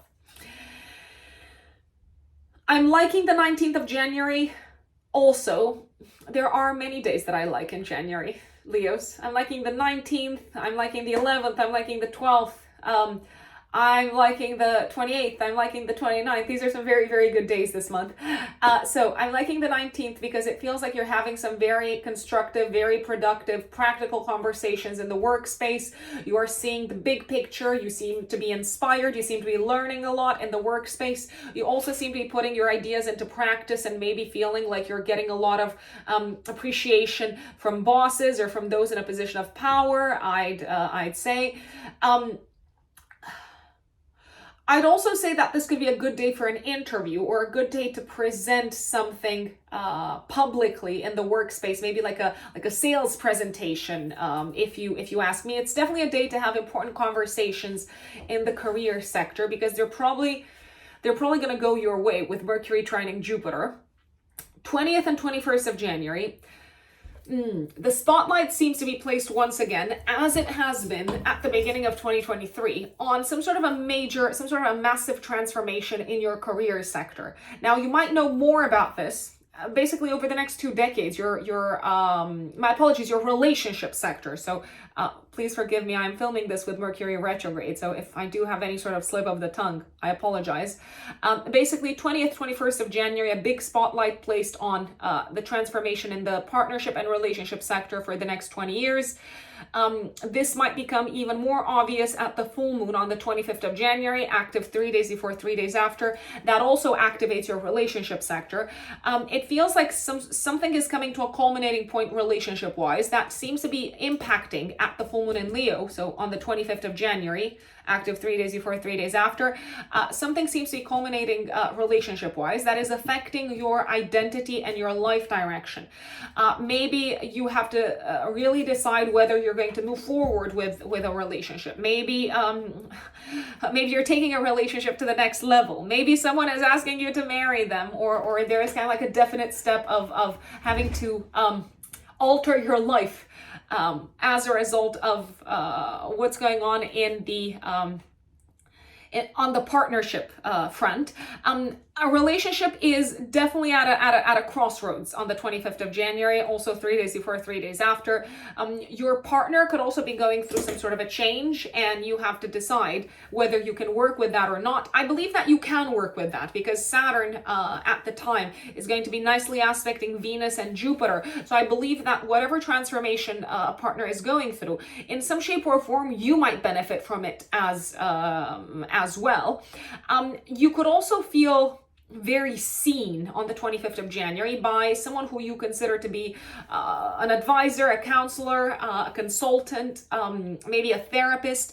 And because you feel very seen, you seem to really trust this person to help you make some drastic changes in your life, including when it comes to your goals, materially, work-wise, and health-wise. Now, before we move forward, I wanted to mention that on the 23rd of January until the 16th of February, Venus, planet of beauty, of love, of relationships, goes into your house of health and work. So I think you're going to really like the projects that you're working on, the people that you're working with, and those who you're collaborating with on the professional front on a day-to-day basis throughout this period. I'd also say that you're likely to really enjoy maybe some of the changes and to actually feel good about some of the positive changes that you're making on the health front, my dear Leos, throughout this period. Careful what you say on the 27th of January to people that you work with, because your tongue might be very, very sharp. I mean, sometimes we have to be very sharp in using our tongues.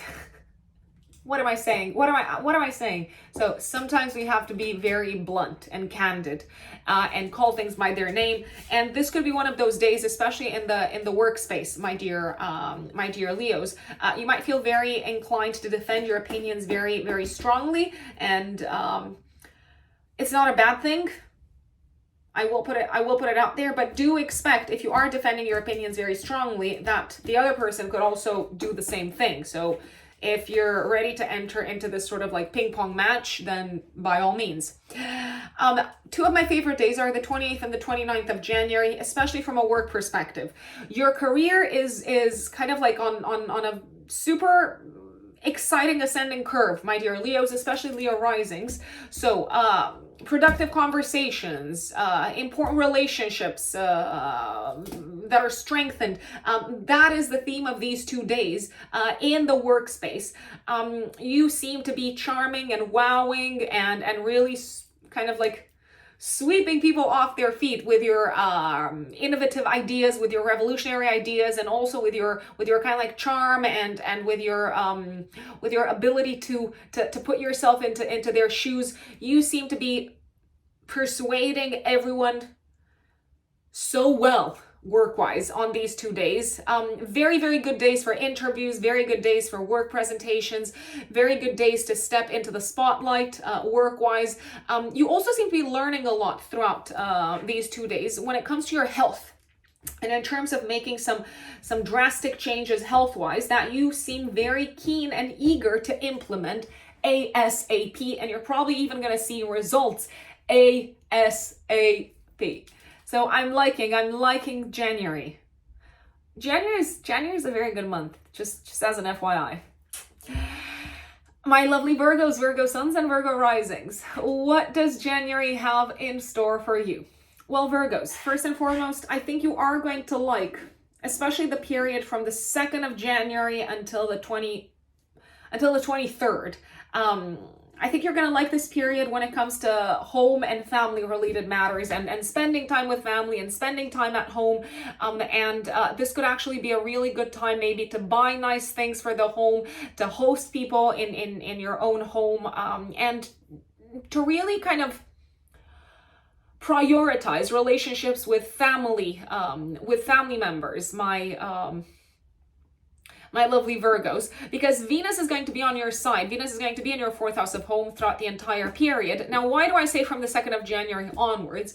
Because Mercury goes direct in your house of home on the 2nd of January. So if you have been experiencing challenges in communication with family members, if there has been a sense of things not going exactly as they should have gone in terms of home related matters, let's say you've been looking to buy new carpets, or you've been looking to fix things around the house, Mercury went retrograde roughly middle of December, Mercury retrograde is the trickster. It's the trickster energy. So it might have contributed to things going a little bit south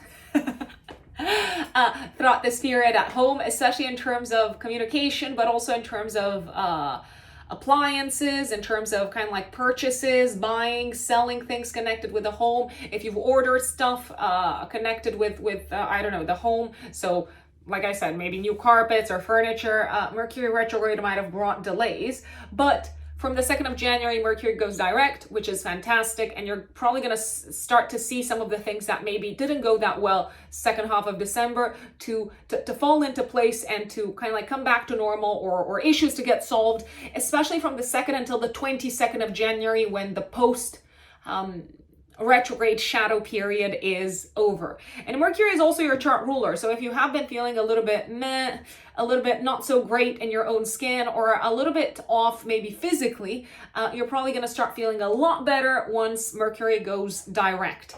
There is a little bit of an exception. I'm not necessarily liking the 9th of January when it comes to health related matters. Maybe also when it comes to communication in general with partners, with parents, with maybe even with bosses, because Mercury is squaring Neptune. So communications are likely to still be a little bit foggy. You might still feel a little bit confused. You might still not have the full parameters of what you're expected to do maybe for these people, of what your parents expect you to do for them, of what your partner expects you to do for them. You could also feel disappointed maybe because you're not seeing eye to eye with a partner on a home related matter on the 9th of January. That doesn't mean that you won't see eye to eye later. You probably will, but not on the 9th of January. And it could just feel like the conversation is kind of like left up in the air, and there's just this feeling of, what now? What do we do? What do we do now? Now, going back to the beginning of the month, 1st of January, you could feel a little bit, I don't want to say upset, but yeah, maybe a little bit down, a little bit upset, a little bit pessimistic about a home-related matter or a domestic matter that involves your partner. I repeat, that doesn't mean that things will not get solved, but on the 1st of January, the spirits seem to be a little bit low. There's also a possibility that your partner is maybe going through a bit of a harder time, and as a result, you can't really enjoy time spent at home, maybe the day off that you've got, because I realize a lot of people are going to be off on the 1st of January.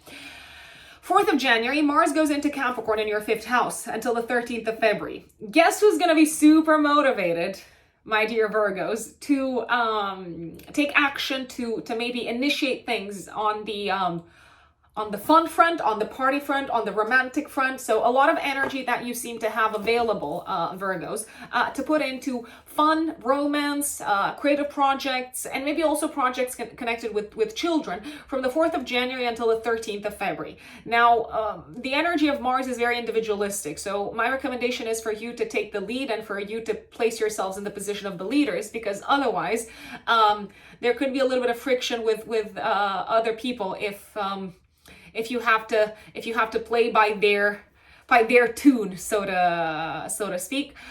You could also feel like you've got a lot of inspiration and energy in moving forward very rapidly, very quickly with creative projects that involve writing or speaking or communicating from the 4th of January until the 13th of February, but also maybe projects that involve learning that are very close to your heart. So if you're studying something that you enjoy studying, you could feel like you're like super driven to make a lot of progress on this front until the 13th of February.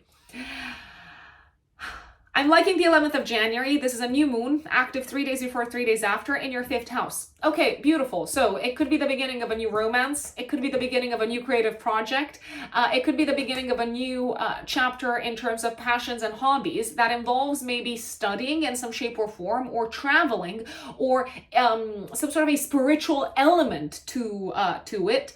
I feel like it can indeed be also a new chapter romantically within a relationship that you are in already. Some of you could also have some good news to share with the world that involves your partner and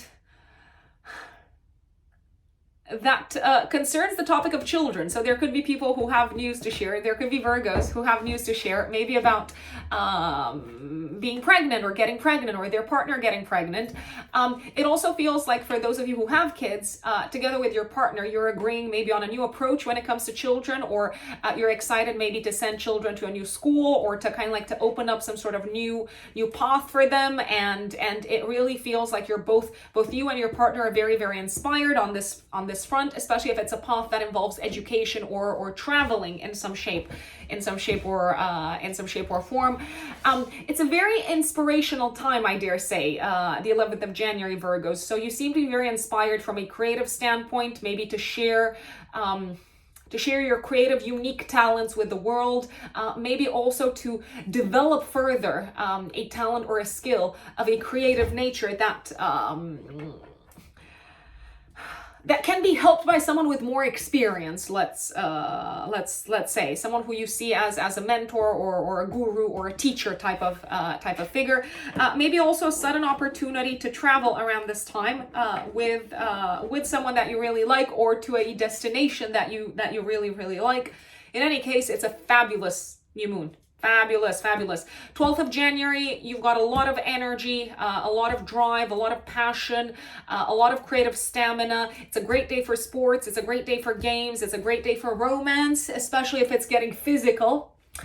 You know what I mean by that. Also, it's a great day to take action to maybe book that trip. That trip abroad, maybe to see family or maybe together with family members. 19th of January, Mercury, which has now by this point, so actually on the 14th, it has re-entered your 5th house. 19th of January, Mercury trines Jupiter. You are feeling very inspired by a mentor or a teacher type of figure. There could be good news on this day coming from legal entities, legal institutions. There could also be really good news connected with your children's education, I'd say, and you seem to feel like your children are growing and developing their minds and their knowledge and broadening their horizons, and you're probably feeling very, very proud, my dear Virgos. I would also not be surprised if there were some really auspicious conversations of a practical nature connected with your career around this time that involve you developing your knowledge and broadening your knowledge. 20th, 21st of January, Pluto goes back into Aquarius, so it depends where you are in the world. And also on the 20th of January, Aquarius season starts. The 20th and the 21st are going to put the spotlight on some of the massive transformations, massive changes that are going to start taking shape and taking place in your work sector over the next few decades. I feel like there's also going to be a major focus placed on your work sector and on how you are of service to the world at the full moon in Leo on the 25th of January, active 3 days before, 3 days after, my dear Virgos. Some of you could be letting go of a job around this time. Some of you could be saying goodbye to a work environment.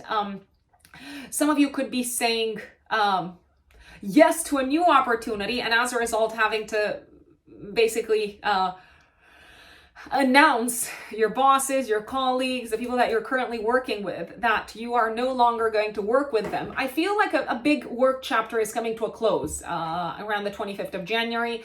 Also, a very kind of like significant health-related chapter is coming to a close. It feels like you're gonna probably after the 25th of January make some drastic but positive changes to your health-related habits. And let's face it, all habits impact our health. Everything that we do repeatedly is what we become, and I think that is, well, probably very visible, especially on the physical plane, so in terms of the body and our health. I feel like the 25th of January could also bring, I'm gonna say a moment of truth work-wise for you Virgos and health-wise. So you might realize how you need to adjust and change and expand your worldview and your philosophy, your life philosophy and your belief system when it comes to these two particular sectors. So your health and your work, and how you make yourself of use to others. You seem to have a lot of support around this time. Whatever you decide to do, whatever you're saying goodbye to, whatever you're saying yes to, you seem to have a lot of support from a partner, but also maybe from someone with experience, like a teacher, like a guide, like an advisor who's maybe been through what you're going through, and they can practically kind of like guide you along the way, but also give you a lot of emotional reassurance for you to feel more comfortable. 27th of January, your mind seems to be on fire, kind of like brimming with creative ideas, and you could also feel like your mind is like super sharp when it comes to work related matters, and solutions come to you immediately, and you're very kind of like outspoken in a work environment.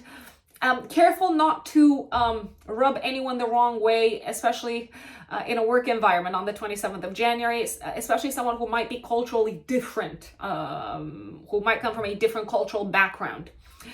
28th and 29th of January are two of my favorite days, my dear Virgos.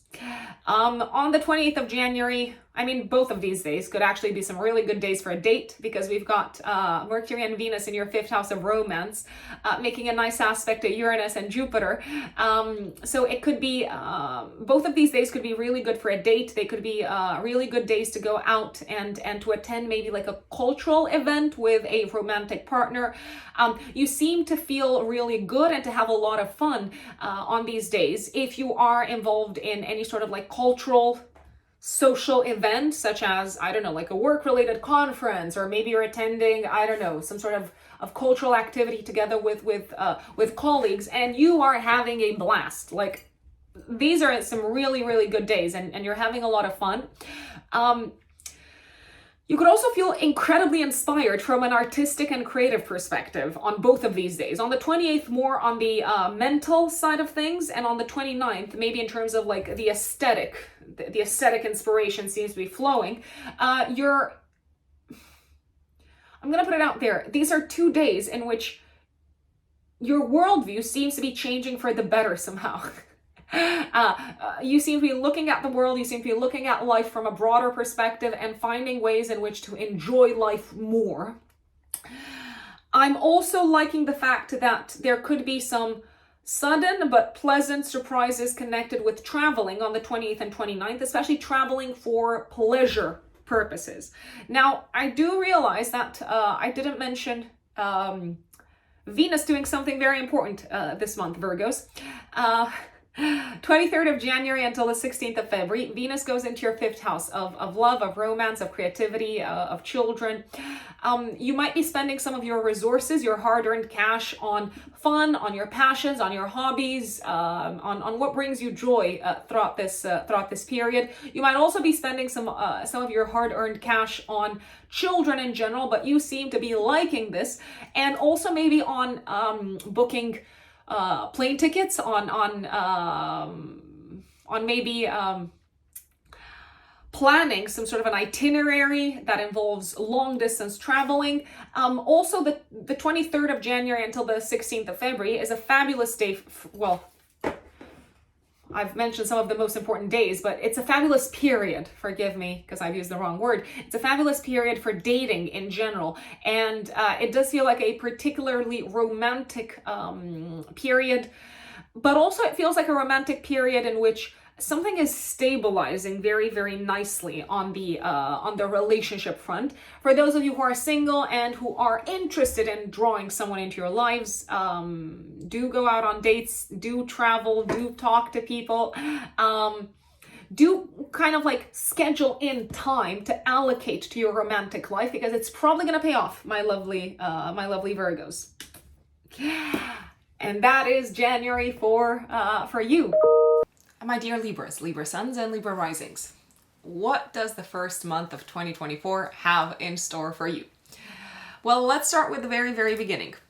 Venus, your chart ruler, is going to be transiting Sagittarius until the last week of January, until the 23rd of January, and then it's going to go into Capricorn in your 4th house of home until the middle of February, so until the 16th of February. What does that tell us? It tells us, Libras, that you're probably going to be very invested. There might be quite a bit on your plate until the last week of January. When it comes to writing, speaking, traveling, especially short distance traveling, learning, teaching, communicating, reaching out to people. You might also be very invested in activities connected with your neighborhood, connected with the local community. And I dare say that you might enjoy these activities quite a bit until the last week of January. So you might enjoy for example, connecting with neighbors, traveling, maybe traveling for work related purposes. You might also enjoy communicating with siblings, for those of you who have siblings, and it might actually feel like the relationship with siblings is kind of like front and center of your mind throughout the first 3 weeks of January, to be very precise. You could also feel like it's very easy for you, Libras, and especially from the 2nd of January onwards, after Mercury goes out of retrograde. You could feel like it's very easy to make yourselves understood. You could feel like it's very easy and enjoyable and pleasant to learn new things and to develop yourselves. You could also feel like it's quite a smooth process, especially from the 2nd of January onwards, to buy or to sell things. And if you have anything that you need to write, I don't know, I'm thinking of like a final thesis or like a sales presentation or even, I don't know, like a presentation in which you need to persuade your boss to give you a bonus. I do recommend taking advantage of the period from the 2nd of January until the 23rd of January. Why from the 2nd? Because Mercury goes direct from the 2nd of January onwards.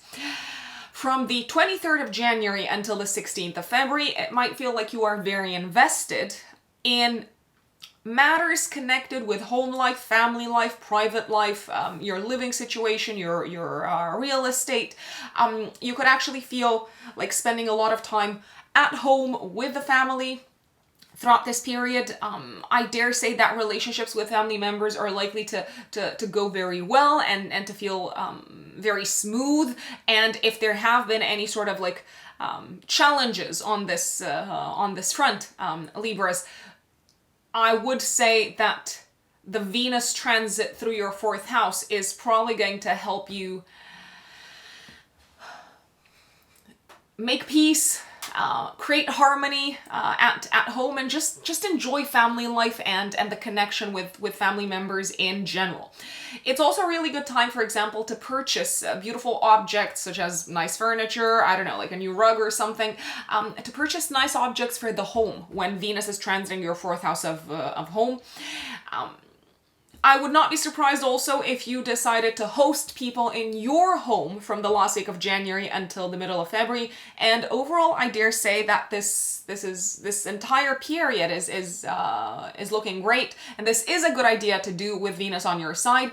I like in particular, Libras, you might want to take advantage of these days. If you cannot, then that's okay, but you may want to take advantage of them. I like in particular the 28th and the 29th of January for hosting people at home, for welcoming people in your home. I'm also liking especially the 29th, but you could also say the day before and the day after, when it comes to buying beautiful things, buying beautiful objects, decorating the house, maybe making some sort of like concrete changes around the house with, I don't know, a specific aesthetic in mind, so to speak. I did mention that Mercury goes direct on the 2nd of January. Let's unpack that. Let's talk about that as well, because this is probably one of the most significant events of the first month of the year. So Mercury for you, my lovely Libras, rules your 9th house and your 12th house, especially Libra risings. I'm talking to you first and foremost. So Mercury is going to go direct in your 3rd house of communication, sales, short distance travel. So you might feel like if there have been any issues on this front, especially in the second half of December, things are starting to go back to normal. Things are starting to function in the way that they should function. If you have been feeling, for example, stuck in terms of inspiration, in terms of writing, I don't know, like a presentation for work, with Mercury going direct, it could feel like the inspiration comes back to you. If you have been looking to sell something and you've been feeling a little bit disappointed by the potential buyers and maybe by their attitude or whatnot, with Mercury going direct, I'd say that you are likely to find a buyer and very soon for whatever it is that you are selling.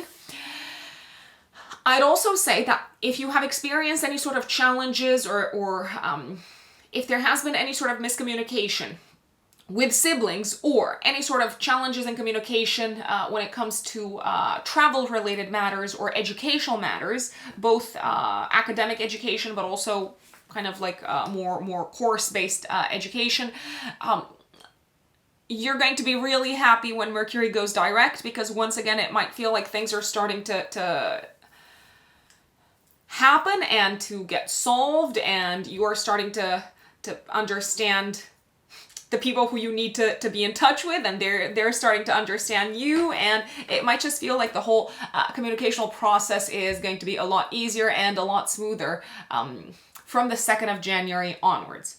Now, I realize that I've jumped to the 2nd of January. I do want to flag that the 1st of January is a day when you could be feeling a little bit tired, a little bit drained of energy, and there could also be a little bit of pessimism that you're experiencing when it comes to maybe something that you need to learn for work purposes, or when it comes to the communication with someone at work. Now, I realize a lot of people are going to be off, but not everyone. Some people might actually work on the 1st of January. So communication with a colleague or with a client in the workspace on the 1st of January is not necessarily going super well, and you could be feeling a bit frustrated by that. But as Mercury goes direct the next day, I would take the opportunity to clear the air. 4th of January until the 13th of February. Mars goes into Capricorn in your 4th house of home and family. I told you that from the last week of January onwards, you might be feeling ready to, I don't know, host people at home or kind of like spend more time with the family. But I dare say that you're probably going to put a lot of energy, my dear Libras, in your home life, family life, and private life from the 4th of January onwards with Mars in this part of the chart. I would not be surprised if maybe some of you started to make some changes around the house, start some sort of like renovation process. I would not be surprised if from the 4th of January onwards until the middle of February, you started maybe spending quite a bit of money, but in a very kind of like planned and organized and structured way for home-related purposes. It feels like there will be some expenses connected with a home throughout this period. If you are already planning to, I don't know, buy some stuff because you might want to buy things, for instance, in the sales. I'm just putting it out there. It doesn't mean that you have to. If you have been planning these expenses, that's fantastic. If not, then I dare say that some things might need to be repaired or might need to be renewed around the house. Careful, because from the 4th of January, at least until the 23rd of January, when Venus joins Mars in your 4th house of home, there can be a tendency to potentially get frustrated with family members, or there could be a sense of wanting to be more assertive and direct and blunt and straightforward within the home space and within the home environment, and you might feel much more motivated to fight for kind of like the way that you want things to be, which is not a bad thing, but careful how it comes across. I'd say that the 27th of January, which I realize is towards the end of the month, is really a day to be very careful what you say at home and what you say to family members, because your words can really, really cut, and sometimes we have to be blunt and sometimes we have to call things by their name, and it could actually feel like a day in which your speech is super, super, super assertive at home. But there is a tendency that it could stir the pot. It could stir up a little bit of a conflict, especially with a partner or maybe with a father figure or like a male figure in the home. But if you're talking about your boundaries, then it might be worth asserting your position and kind of like stating your position anyway. So just putting it out there. 9th of January is not a day that I super like. Why? I'm like, no, I don't like the 9th of January. I like other days in January, but not the 9th. Why? Again, you might experience some sort of confusion or fog in communication with people at work. Also, some ambiguous kind of bits and pieces of information may be connected with your health. You might not be very sure where you stand. Let's say that you took some sort of like, I don't know, for example, a blood test. It doesn't mean that anything's wrong, but let's say you took a blood test and the results are all, I don't know, convoluted. They could even be wrong. I'd say that the 9th of January is a day when you might not have all the facts, and that could cause confusion, especially in a work environment or in a health and wellness environment. And there could also be a sense of disappointment when it comes to, I don't know, the roads and traveling, and especially short distance travel. Maybe there's a flood or something like that. It's a possibility. I like the new moon in Capricorn. That's coming up on the 11th of January. It's going to be active also 3 days before, 3 days after. It's a fabulous, fabulous, fabulous new moon. I love it. I love it. I love it. Why? Because it is trining Uranus, planet of surprises. So, what can we expect with this new moon? What can you expect, Libras? A new beginning at home, a new beginning in your home and family life, a pleasantly surprising new beginning. For some of you, for example, this new moon could bring news that your mortgage application has been approved. For some of you, there could be some sort of unexpected but pleasant surprise of a material nature.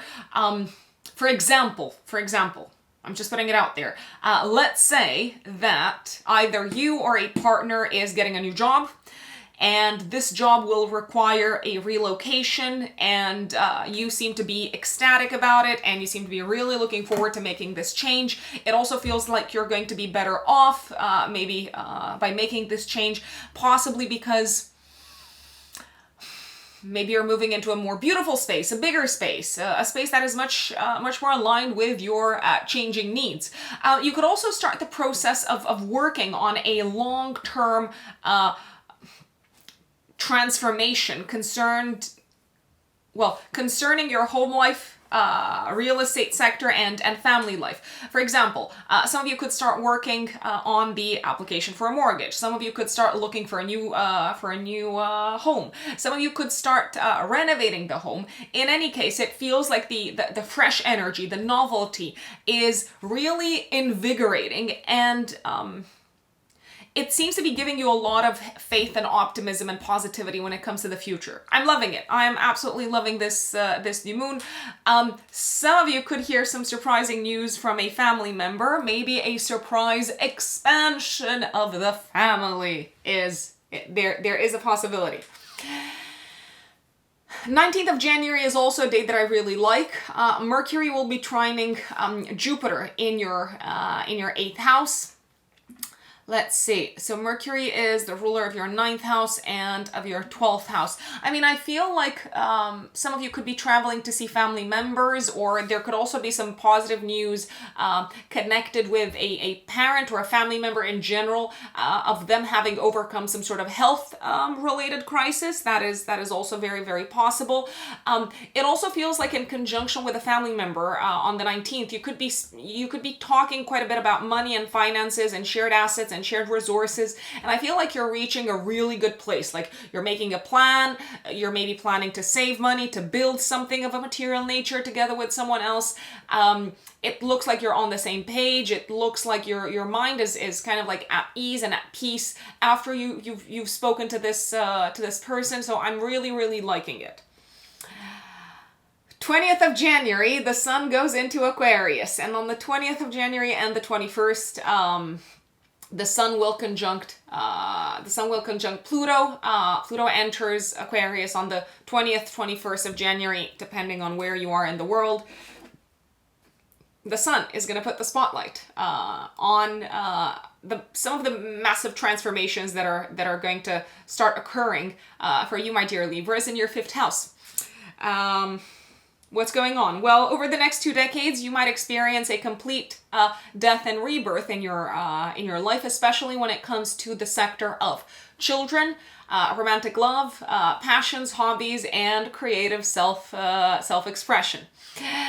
The full moon in Leo on the 25th of January, active also 3 days before, 3 days after, is also is going to activate the 5th house, 11th house axis. Now give me 1 second to double check something. So you're going to see some sort of outcome, some sort of culminating point, some sort of culminating moment, my lovely Libras, on the 25th of January, also 3 days before, 3 days after. When it comes to one of your long-term goals and plans, when it comes to one of your long-term objectives, maybe something that was on your radar in August of 2023, I dare say that it could be a time of significant celebration, this full moon, together with friends, but also maybe together with a group of people that you are working with. There could also be some sort of a group or collective celebration with family members around maybe having succeeded or having accomplished something together once again as a community. It does look like your focus is going to be on the communities that you're part of, my dear Libras, and maybe also on your friends around the 25th of January. I dare say that there could be a little bit of a tendency to maybe go a little bit overboard with the celebration, maybe spend a little bit more money than you've got access to, just because you're feeling really... Well, you seem to be feeling really good about something that's been happening in your home life and private life. I would even go so far as to say that you have accomplished something that that felt like really, really, really, really hard work. Some of you could also have some sort of news to share with the broader, wider world about your children, and maybe about something that you've been working on together with your children, or maybe there can be news of pregnancy, which is actually a possibility. So I'm liking this. It is a good time to celebrate. It is a good time to go out into the world. Just careful not to maybe get into debt over, I don't know, yeah, wanting to like treat everyone to drinks and things like that. 28th and the 29th of January are two of my favorite days. They are two of my favorite days because it really feels like things are going the way that you want them to go at home and in your private life. The good news seem to continue on this front. I would also go so far as to say that there could also be some sort of like legal matters that are working really nicely and really smoothly. Maybe you're signing paperwork, maybe you're signing contracts or something like that, connected with home, connected with property, connected with family life. It feels like both the 28th and the 29th are some really, really constructive and productive days, but also very enjoyable days when it comes to working together with family members on some sort of a transformation connected with home life and family life. There's also a possibility, if you ask me, that 28th, 29th, maybe there's a sense of relief at a family member doing a lot better health-wise, maybe than they have been doing this year in general. So I'm liking the way that the month ends. My dear Scorpios, Scorpio suns and Scorpio risings, what does the first month of 2024 have in store for you? Well. So let me start from the very, very beginning. On the 1st of January, Venus is squaring Saturn, so you might feel like you have to maybe cut down a little bit on some of your expenses, potentially, just because you realize that if you want to keep up with maybe the amount of investment and the amount of resources that you put towards a very significant like passion or hobby, you can't just like go about kind of like willy-nilly like spending money on all sorts of, I don't know, inconsequential things, let's say. The 1st of January could also face you with the reality that maybe something connected with your children is going to cost a little bit more than you thought it would cost, obviously for those of you who have kids. However, even though the month starts a little bit when it comes to money and finances, Scorpios, that's not going to be the case for the rest of January. And let me explain why. Mercury is going to go direct in your house of income on the 2nd of January. So if you have been experiencing in December delays, frustrations, any sort of like miscommunication connected with money and finances, maybe connected with getting paid, maybe connected with getting approved for a loan or something like that, you are likely to see the issue solving itself. I mean, I hate to use this phrasing. You're probably gonna see that there will be ways to solve this issue from the 2nd until the 22nd of January, when the post-retrograde shadow period is over. You might also hear back maybe from those who you weren't even hoping that you would hear back from, Scorpios, especially when it comes to money and finances. Yeah, I feel like your bank account is gonna be kind of like back on track with where it's supposed to be from the second onwards. I also want to flag that until the 23rd of January, Venus is going to be in your 2nd house of income. Now, for you, Venus is the ruler of your let's see, 7th house of relationships and the 12th house. So, Scorpios, if there is anyone, especially from the 2nd until the 23rd of January, if there is anyone that you can talk to, maybe a boss, maybe a business partner, maybe, I don't know, your clients, or if there's anything that you need to communicate to these people that will leave you in a better position financially. So let's say you work for yourself. Have you thought about putting up your prices? Let's say you work for someone else. Have you asked for a raise? Basically what I'm trying to get to is from the 2nd until the 23rd of January, it is a great time to ask for more money from others, but not to ask them for like a gift or like a loan or anything like that. No. I'm referring to you asking for what you are actually worth. In terms of what you're bringing to the table in terms of the services that you're providing, in terms of how you're being of use to them. So I'd say that if you dare to ask, if you dare to maybe put up the prices, if you dare to ask for a raise, you're probably going to get it. The one day that I would not ask for anything, however, is the 9th of January. Because Mercury is going to be squaring Neptune, and you might not be very good with your choice of words when it comes to money and finances and financial matters. But generally, other people seem to be on your side when it comes to material matters from the 2nd until the 23rd. So do take advantage of this. You might also feel like, for example, you're eager to invest more in objects, services that will help you have a better relationship with others, with other people in general, all the way until the last week of January.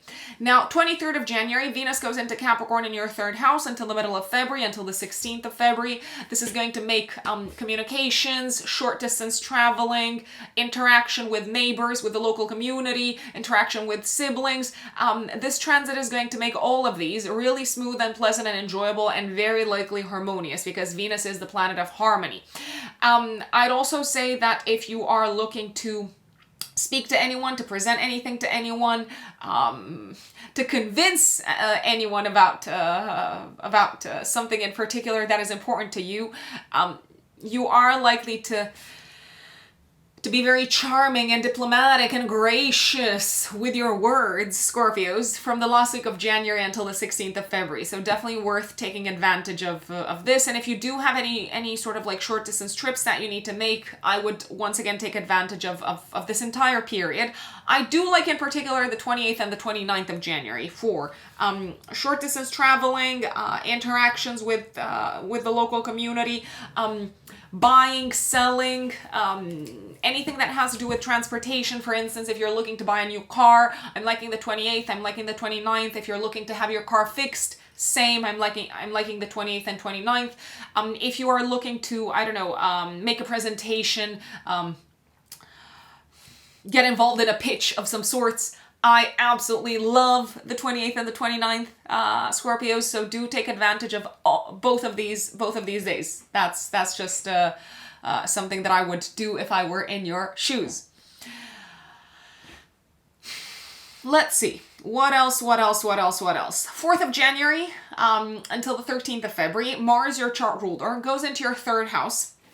Mars is also the ruler of your 6th house of health and day-to-day work. So from the 4th of January until the 13th, you're probably going to be very motivated and driven and action-oriented when it comes to communicating with the people who can help you accomplish what you want from a health perspective, from a work perspective, from a wellness perspective, and in terms of maybe education and learning how to do something. You might also feel very assertive in your speech from the 4th until the 13th of February, 4th of January until the 13th of February.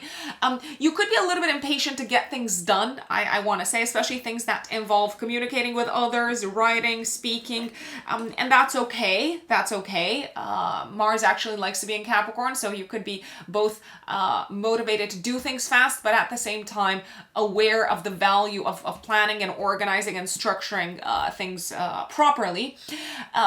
You could also feel very motivated to learn more about health and to quickly develop yourselves, Scorpios, when it comes to maybe understanding a lot better a topic, a subject that would help you do your job better, I'd say. 9th of January is not one of my favorite days. Why, you might ask? Because Mercury is squaring Neptune. Miscommunication when it comes to money. You could be charged the wrong price. You could notice that some money is missing. Maybe you paid the wrong amount for I don't know, like a night out or something like that, it is worth investigating and making sure on the 9th of January that everything is in a good place from a material perspective. So to check receipts, to check your bank accounts, and there could also be some sort of delusion or confusion when it comes to communicating either with a child or with a romantic partner on this day.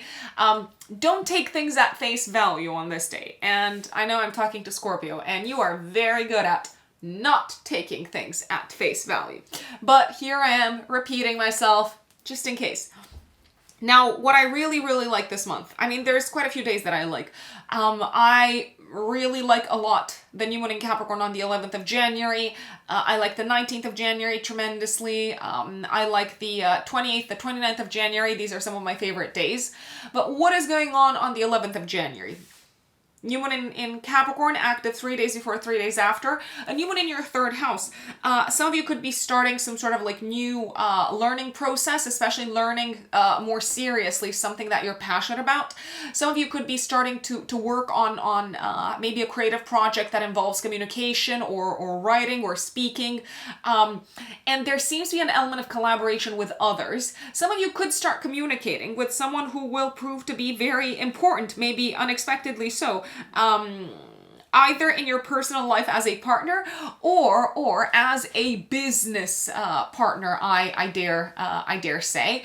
You seem to have some really productive conversations about exciting initiatives in collaboration with someone else at the time of this new moon. You could also start communicating in a new way, in a different way, with partners and people in your life in general, but especially life partners and business partners. It feels like there's some sort of like fresh energy, like progressive, innovative, exciting, surprising energy in your communications that is coming to your attention at the time of this new moon. You could have a little bit of an aha moment as to how to change your style of communication so that you can kind of like hit the mark and really get to the people that you want to get to in terms of working better with them, collaborating with them, and so on. I'm liking this new moon tremendously. I'm liking also the 12th of January. Mars is trining Jupiter. You seem to have a lot of energy. You could be very physically active. You could feel very kind of like, in like really good health and really kind of like dynamic and excited to like move your body. There could also be a sense of being very excited to persuade someone, to get them on your side, someone who could be significant in some shape or form for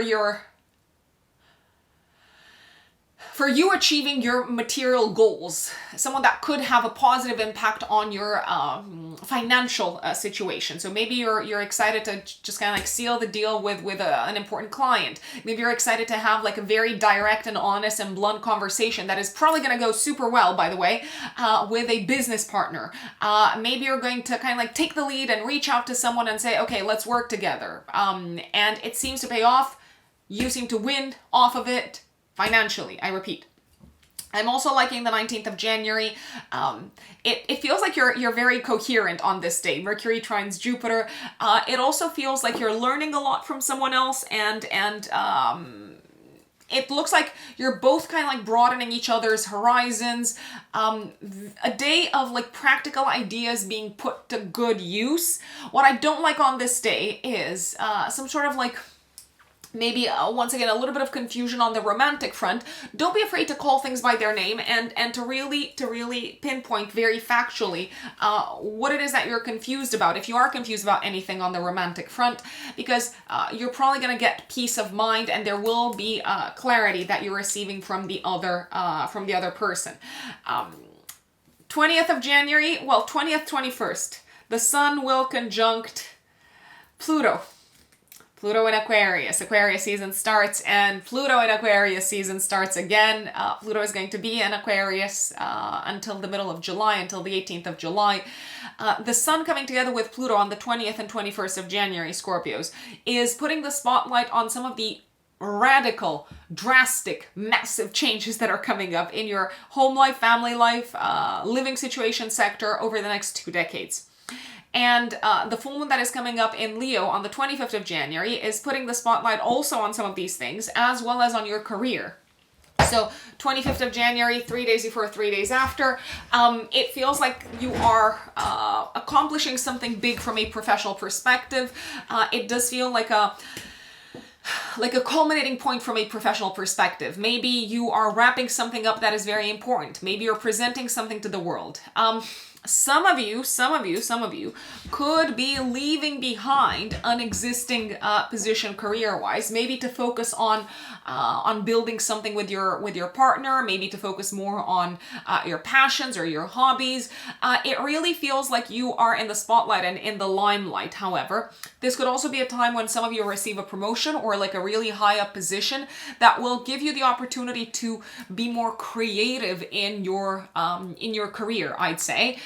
You might also make an announcement to the outside world about something changing in your home life and family life, and maybe a change in your status around this time.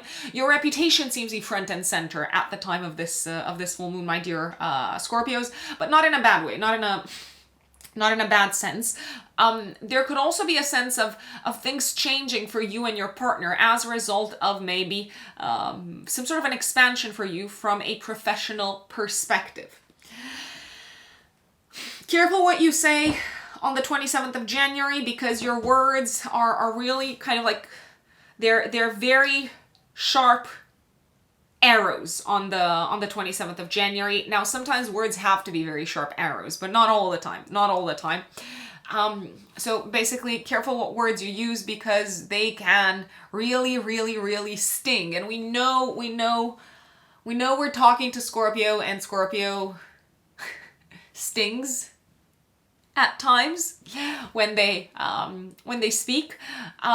Careful not to sting a friend or a colleague, but if you have to, I mean, you might just need to be very honest and candid and straightforward about something that you want or something that's bothering you. So there you go. I know that I've mentioned the 28th and the 29th as two of my favorite days. I'm going to mention them again also from a different perspective. Very, very good days from a relationship perspective, both personal relationships as well as professional relationships. These are two really good days if you wanted to surprise your partner and take them out for a date. If you are looking for a partner, or if you're open to a relationship, these are two very good days to say yes to a date. You might feel like the connection, the mental connection especially with someone, is off the scale. So do take advantage. Also, if you are looking to sell something to someone, and I'm using sales metaphorically here, you don't actually have to be a salesperson in order to pitch an idea, for example.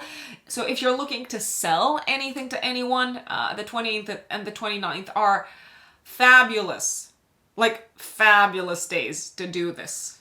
You might even be surprised at how well the sales process goes, Scorpios. And that is January for you. My dear Sagittarius suns and Sagittarius risings.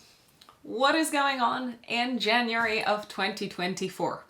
So, my lovely Sagittarians, I think you're going to be very happy to hear that for most of this month, you are going to have Venus in your corner. You might feel the auspicious, the sweet influence of Venus, especially from the 2nd of January onwards, when Mercury goes direct. And on the 1st of January, Venus is actually making a bit of a tense aspect with Saturn. So, Venus is going to be in Sagittarius until the last week of January, until the 23rd. Overall, this period might feel like an enjoyable period. You could be feeling really good about yourselves, Sagittarians. You could be feeling very appreciated. You could also be feeling very, how should I say, loving towards yourselves. I think that is a good way to put it. I think it's fair to say that our own relationship with ourselves goes through its ebbs and flows. But with Venus on your side, you might feel really, really good about your life, about where you are, about who you are, about how you come across in the world. You could also be feeling inspired, maybe to take take better care of yourselves. Maybe invest more in your looks, in your beauty, in your aesthetics. Maybe you could feel inspired to change something in terms of look, to give yourselves a refresh, an update. How do I say? Gosh, I need to find better wording. It feels like you're updating your operating system. So basically, if you're feeling like looking after yourselves, I don't know, going to the hair salon, getting a haircut, getting your nails done, buying beautiful things, it is a good idea to do so, especially after the 2nd of January onwards, when Mercury is going to be out of retrograde in your first house of identity and the physical body. Venus is also the ruler of your 11th house, so it could feel like until the last week of January, a lot of people who you're friends with or who would like to be friends with you are reaching out to you, and you might be feeling very kind of like magnetic and attractive, and as if they're giving you a lot of attention and they want you in their lives, and again, they seem to be really valuing you. What you do with that, Sagittarius, is completely up to you. 23rd of January until the 16th of February, so until the middle of February pretty much, Venus goes into Capricorn in your 2nd house. You could be feeling very inspired to spend money on your health, maybe also to spend money on group type of activities, social activities, activities with friends, and generally it does feel like you might attract more money towards you, a Sagittarian. So, for example, if you're hoping to get a raise, if you're hoping to get a better paid job, if you were thinking of putting up your prices, for instance, if you're working for yourselves, Sagittarians, it is a good idea to do so, especially with Venus on your side, because it feels like things are going a lot smoother and people are willing to kind of like to say yes, so to speak. Venus, as I said, also attracts things to you, so it might attract more clients, it might attract more work, it might attract well, more material security and stability from the last week of January until the middle of February, until the 16th of February. Now, I did mention that on the 1st of January, Venus is squaring Saturn, so you could feel maybe a little bit disappointed on the 1st of January with the relationship with a family member, either a parent or a sibling. There could also be a sense of maybe you feeling very good about yourselves, but someone at home suffering, like a parent or, again, a family member, and as a result, you not really feeling like you can, I don't know, like celebrate the fact that you're going through a good period, so to speak. Mercury goes direct on the 2nd of January. I love this because it might feel like finally communications with your partner and social interactions, not just with your partner, but also in a professional environment, are starting to go well again, are starting to go as they are supposed to go. If you were waiting to hear news from a boss, if you were waiting to hear back from a client, if you have been experiencing second half of December delays career-wise, things are probably going to go back to normal, and any sort of communication issue is going to get resolved from the 2nd of January until the 22nd. Why until the 22nd? Because that is when the post-retrograde shadow period is over. It could also feel a lot easier to find your words from the 2nd of January onwards, Sagittarius, and to convey the messages that you wanna send across. 4th of January until the 13th of February, Mars, planet of action, drive, stamina, desire, competitiveness, goes into your house of income. So you might feel very kind of like driven and motivated to hustle, and make money and go after what you want. You might also temporarily value assertiveness a lot more, and your competitive spirit could go a little bit kind of like higher up, especially competitive spirit when it comes to going after what is important to you, going after what you value on a personal level. You might also be quite quick to spend money until the 13th of February. There might actually be quite a few expenses that you need to take care of, especially connected with well, I'm going to say children, but there could also be some unexpected expenses coming up throughout this period. Now, the good news, however, is that generally January, especially around the 11th of January and also from the last week of January onwards, January seems to be like a really good month for you to make more money, Sagittarius, to be in a better position financially overall. So if you are experiencing, for whatever reason, from the 4th of January onwards until the middle of February, increased expenses, don't just think about how you can tighten the belt. Is that the expression? We have that expression in Romania, basically, and it means to spend less. So don't just think about how you can spend less, also think about how you can make more, because you can attract more money. And the cosmos is on your side this month, Sagittarians. 9th of January is a day that I don't really like. I mean, the 1st and the 9th of January are two of my least favorite days. Why? So on the 9th of January, Mercury squares Neptune. Communication with a family member is very convoluted and confusing. You might even realize that they lied to you, or that you misunderstood them. You might say to them, listen, you lied to me. And then they say, no, actually, you misunderstood. So it could be all a big kind of foggy matter. The 9th of January is a day when no one really seems to have all the facts. So don't jump to conclusions, don't preach, don't jump at people's throats, metaphorically speaking, when it comes to demanding answers, because there could be information that you don't have access to, or there could be wrong information that you had access to, and the result is the same. The result is misunderstanding. The 11th of January, the new moon in Capricorn, is one of my favorite astrological events of 2024. So it is a fabulous time to set, well, and I know I said 2024, but yeah, I would say that I really like this. This new moon is a fabulous time, Sagittarians, to set new intentions, new goals, new long-term objectives, materially and financially. It is a fantastically aspected new moon. It is trining Uranus and Taurus in your house of day-to-day work. What is that telling me? It's telling me that if you are ready to make a leap forward materially by taking on maybe a new role, a new job, a new position, a new set of tasks, of duties, of responsibilities at work. The universe is supporting you in being better off materially. The universe is also supporting you in attracting the right opportunity if you don't yet have that opportunity on your radar. Some of you could also get news of a raise around this time, or they could receive an offer of a new job, or if you've been looking for new jobs or new projects or new opportunities out there, it might just come to you around the 11th of January, give or take 3 days before, 3 days after. So do take advantage of this. It also feels like this new moon can bring like a new lease of life in your day-to-day work sector. Maybe it's going to give you the opportunity to use your talents and skills and resources in a new way, to work with new people, to learn something new in a practical manner. So to develop your talents in a practical manner in a new direction. I'm liking this like no one's business. You can also start spending money in a new way at the time of this new moon on your health, which could be like a very good, how should we call it? Like a very good change, or like a very good decision.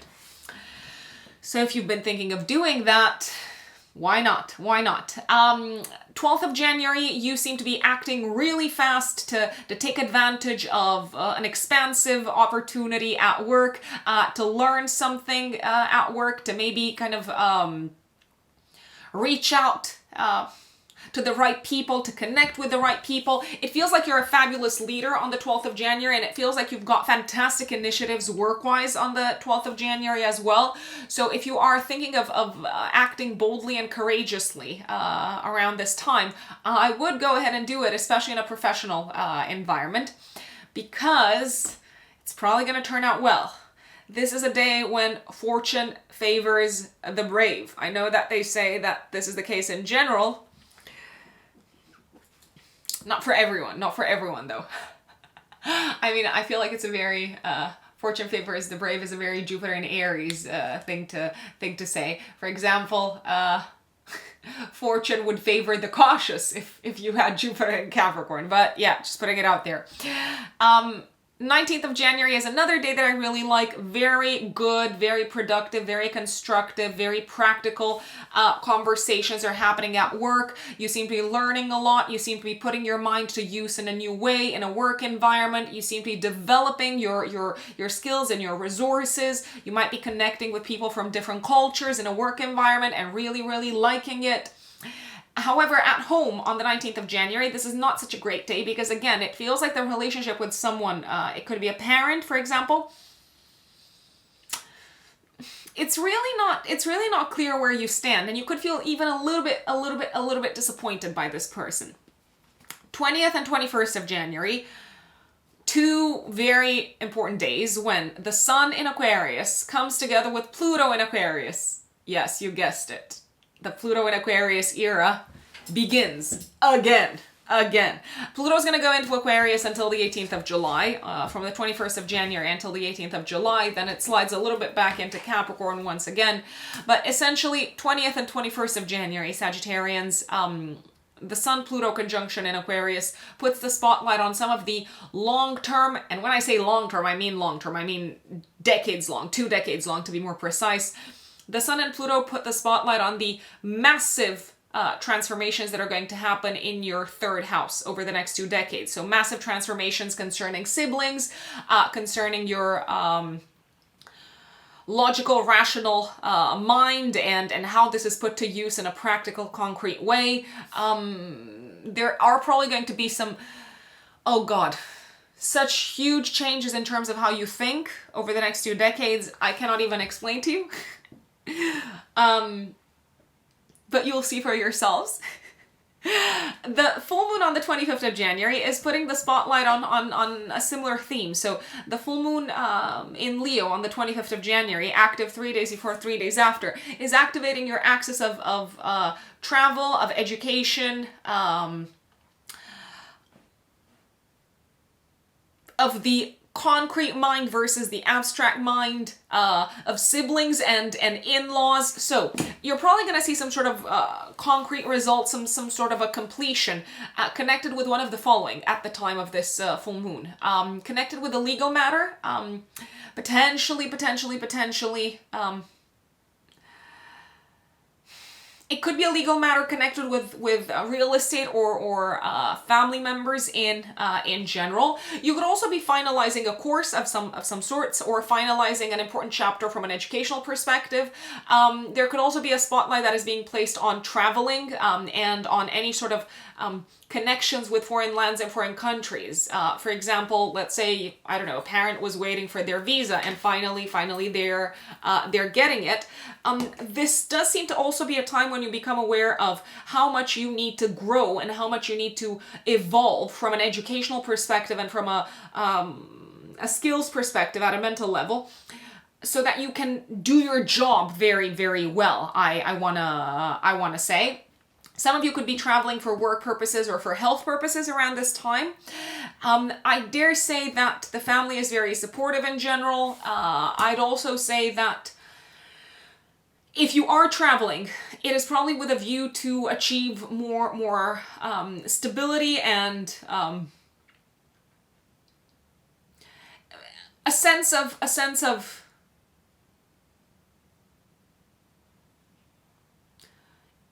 increased kind of tangible success, either work-wise or health-wise, if you ask me.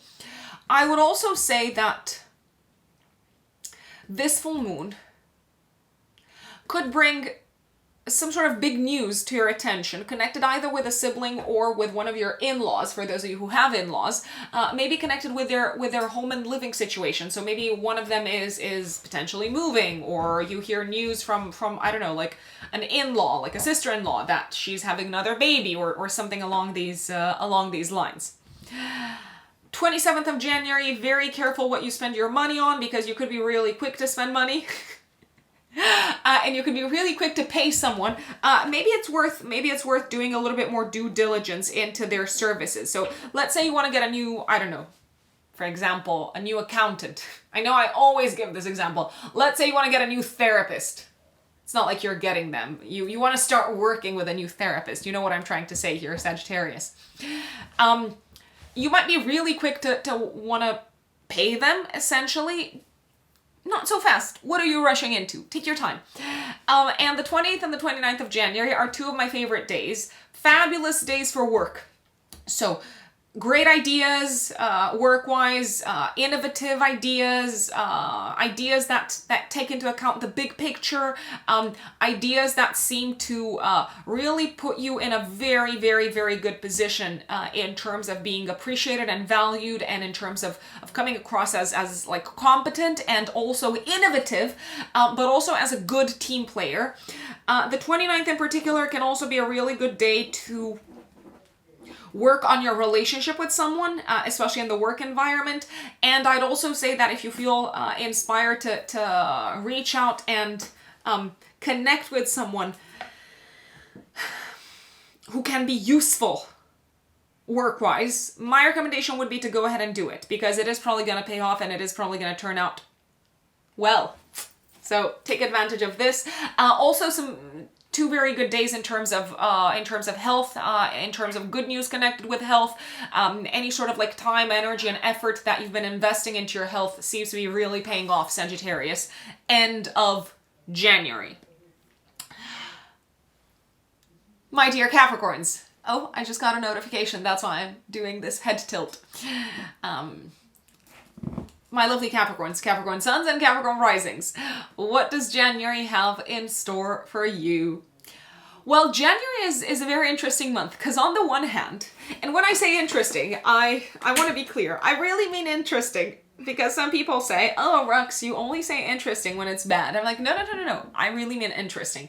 Why? Because on the one hand, Venus is going to be in your 12th house of retreat, surrender, isolation, but not isolation necessarily in a bad way, just wanting to get away from the world. Venus is going to be in this part of your chart until the 23rd of January. So technically, this is actually a really good period to take some time off, to spend some time away from the maddening crowd, as they say, to really enjoy solitude, to really enjoy a vacation, to really enjoy time off, to really enjoy reading and daydreaming and expanding your mind and your horizons in such a way that it takes you away from day-to-day activities and from your day-to-day to-do list. You may want to go away for a romantic, for a romantic weekend with a partner. You might want to go away to kind of like really clear your head, or take some time away from the world to really clear your head in terms of your goals career-wise. If you do that, either of these actually, so a romantic getaway or time away to clear your mind, I would avoid the 1st of January and the 9th of January. That is my recommendation. These are the 2 days that I would generally avoid. However, with these two exceptions, enjoy your time off. Enjoy the time spent away from the world. Enjoy maybe the private connection that you have with someone else, including with a romantic partner, because Venus is very supportive of this. And you might also feel like any sort of activities connected with your mental health, and especially activities that you share maybe with like a romantic partner, or even with a child or a loved one in general. Until the 23rd of January, they feel very sweet and good and pleasant and just great in general, Capricorns. Now, from the 23rd of January until the middle of February, until the 16th of February, Venus goes into your first house. I love this. Why? Well, because Venus, what does Venus do? Venus beautifies, Venus makes things more charming, magnetic, attractive, more valuable, sweeter, softer. So with Venus on your side, Venus in your corner, you might just feel really good about yourselves, Capricorns. until the middle of February. You might feel very valued, you might feel very loved, you might feel very appreciated, and you might especially feel appreciated by bosses and the people that you work with, but also by children and romantic partners. You might also feel generally in like a really good mood and in a very kind of like soft and sweet mood towards yourselves. So this is a very, very good period in terms of your own relationship with yourselves, Capricorns. It's also a very good period from a practical perspective. To look after yourselves, if you want to make any sort of like changes in terms of looks, if you want to buy nice things, if you want to, I don't know, treat yourselves to like a nice, I don't know, haircut. I don't know what people do. I don't know what people do. I'm an alien. I have no idea. No, I'm joking. I'm joking. Please, please, folks. Capricorns, sarcasm, you know what I'm talking about. Our second language is sarcasm. I'm talking to Capricorns as if I were one of them because I have a moon in Capricorn, so you're kind of my people. Or I want to hang out with you. But I digress, as they say. So, with Venus in your corner, you might also particularly feel quite attractive in terms of romantic attention. So it is a great time from the 23rd of January until the middle of February to say yes to dates, to just kind of like give yourself permission to be swept off your feet by romantic partners. And as I said, you're also very charming in the workspace. Now, 2 really good days for dates. And also 2 very, very, very creative days, I'd say, in terms of significant creative inspiration, are the 28th of January and the 29th of January. I like both of these. Use the inspiration creatively speaking in whatever field you would like to, but especially career-wise. But also use the energy of these 2 days, romantically speaking. If you want to surprise anyone, go ahead, but also be prepared, Capricorns, to be surprised.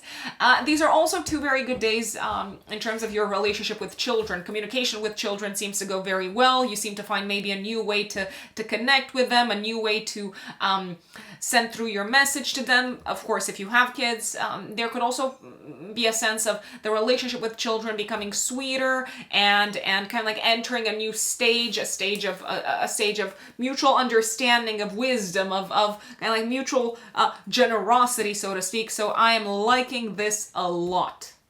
These are 2 of my absolute favorite days, Capricorns. And I realize I went straight to the end of the month, so I'm gonna do a U-turn.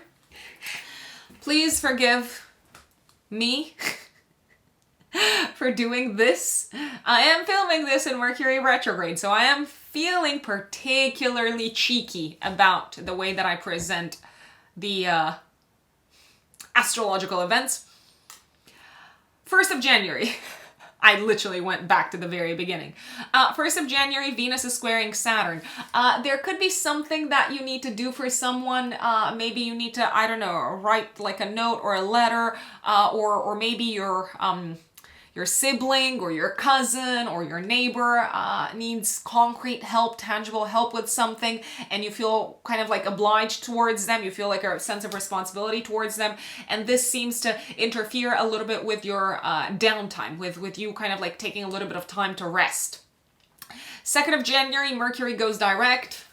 Yay! You might have felt, especially second half of December, that communication in a work environment was not necessarily great. So things are probably going to go back to normal. If you were waiting to hear something work related, maybe about a new job opportunity or about like someone leaving or something like that, and if you have experienced delays in December, from the 2nd of January until the 22nd. Why the 22nd? Well, that's when the post-retrograde shadow period ends.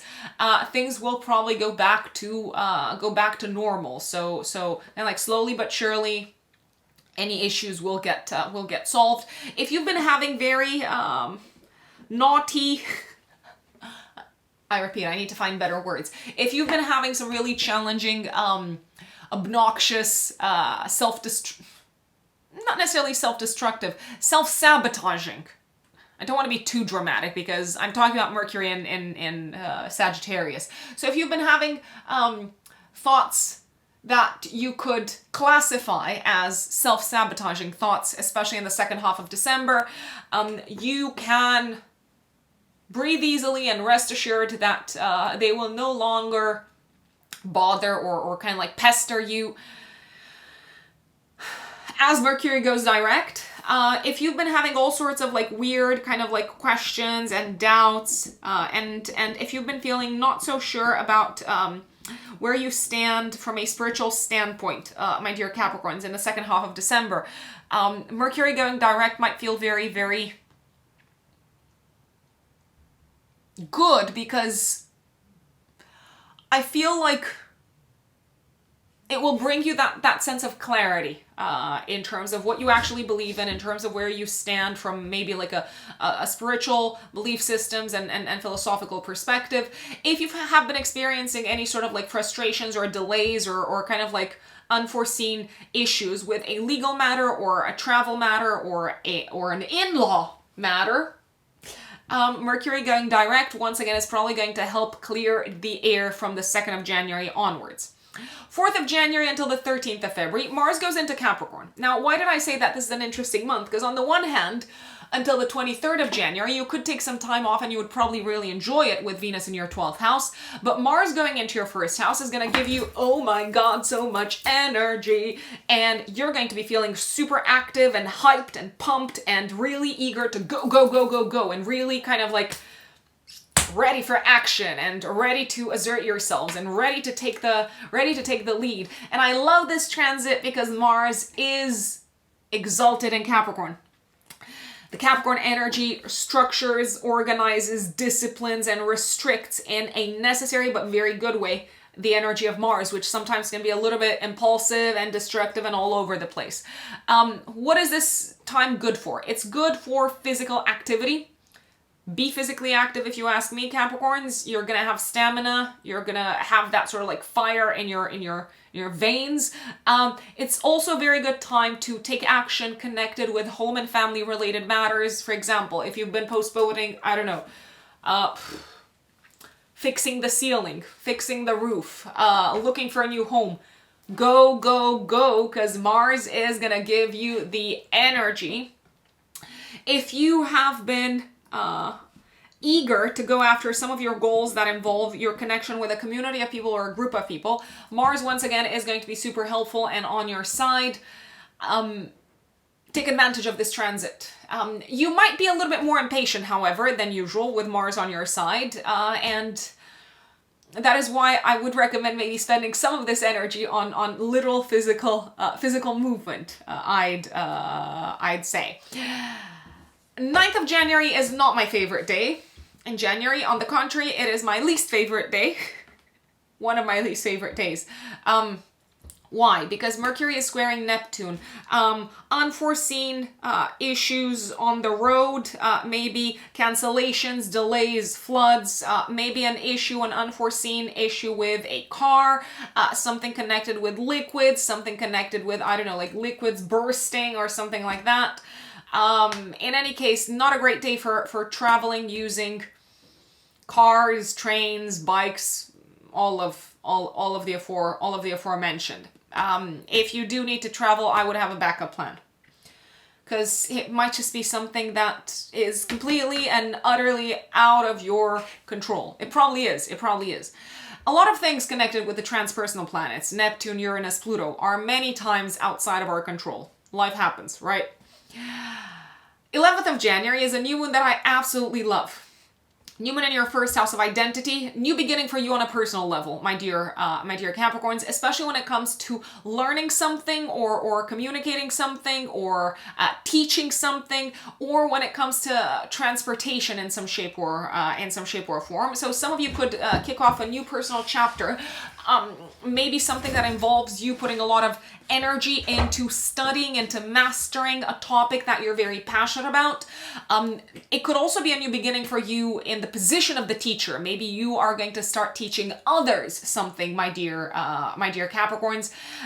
This could also feel like a new beginning in terms of understanding yourselves better, Capricorns, and as a result, being able to better communicate to others, especially to siblings, loved ones, romantic partners.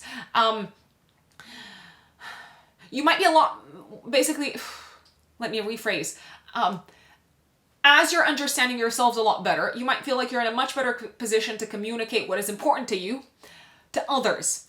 And as a result, all relationships win. Everyone wins. Everyone wins. It feels like you're excited to start something fresh. And it also feels like you're very excited to throw yourselves into, in a very kind of like enthusiastic and almost like electric way. You might feel ready to throw yourselves into something that you really, really enjoy, Capricorns, at the time of this new moon. A lot of physical energy on the 12th of January, Mars trines Jupiter. Also a lot of energy that could be very nicely used for romantic activities. And I'm thinking here of maybe, I don't know, like a very active date or sex. Why not? Why not? Traditional astrologers associate the 12th house, my apologies, the 5th house, not the 12th house, with sex. Modern astrologers associate the 8th house with intimacy and sex. Why not use both? I mean, 8th house sex is probably a lot more intense and transformative and scary, and the focus is on power dynamics. 5th house sex is just, yeah, fun and enjoyable and really in the moment, kind of like celebrating the moment and celebrating the connection. The 12th of January can also be a really good day to make significant progress. I know I just told you to have sex, but it's also a very good day to make significant progress on a home-related matter, especially something that involves using your creativity. I also like the 19th of January when Mercury trines Jupiter. It's a day of fabulous creative ideas, fantastic communication with children and with romantic partners. I would also say that it is a great day to communicate with colleagues and coworkers about your creative ideas, because they're probably going to be very well received. It could also feel like your mind is being expanded, like you're learning a lot more and you're feeling good about yourselves in the process. So I am liking this. 20th, 21st of January, this is when the Sun and Pluto come together in Aquarius. The Sun goes into Aquarius on the 20th, Pluto goes into Aquarius on the 21st. Basically, this combination of planets is going to put the spotlight on the next 2 decades. On the next, it's a long time, on the next 2 decades of transformations that await you, my lovely Capricorns, especially Capricorn risings. When it comes to your value system, so do expect a complete regeneration of what is important to you and of your values over the next,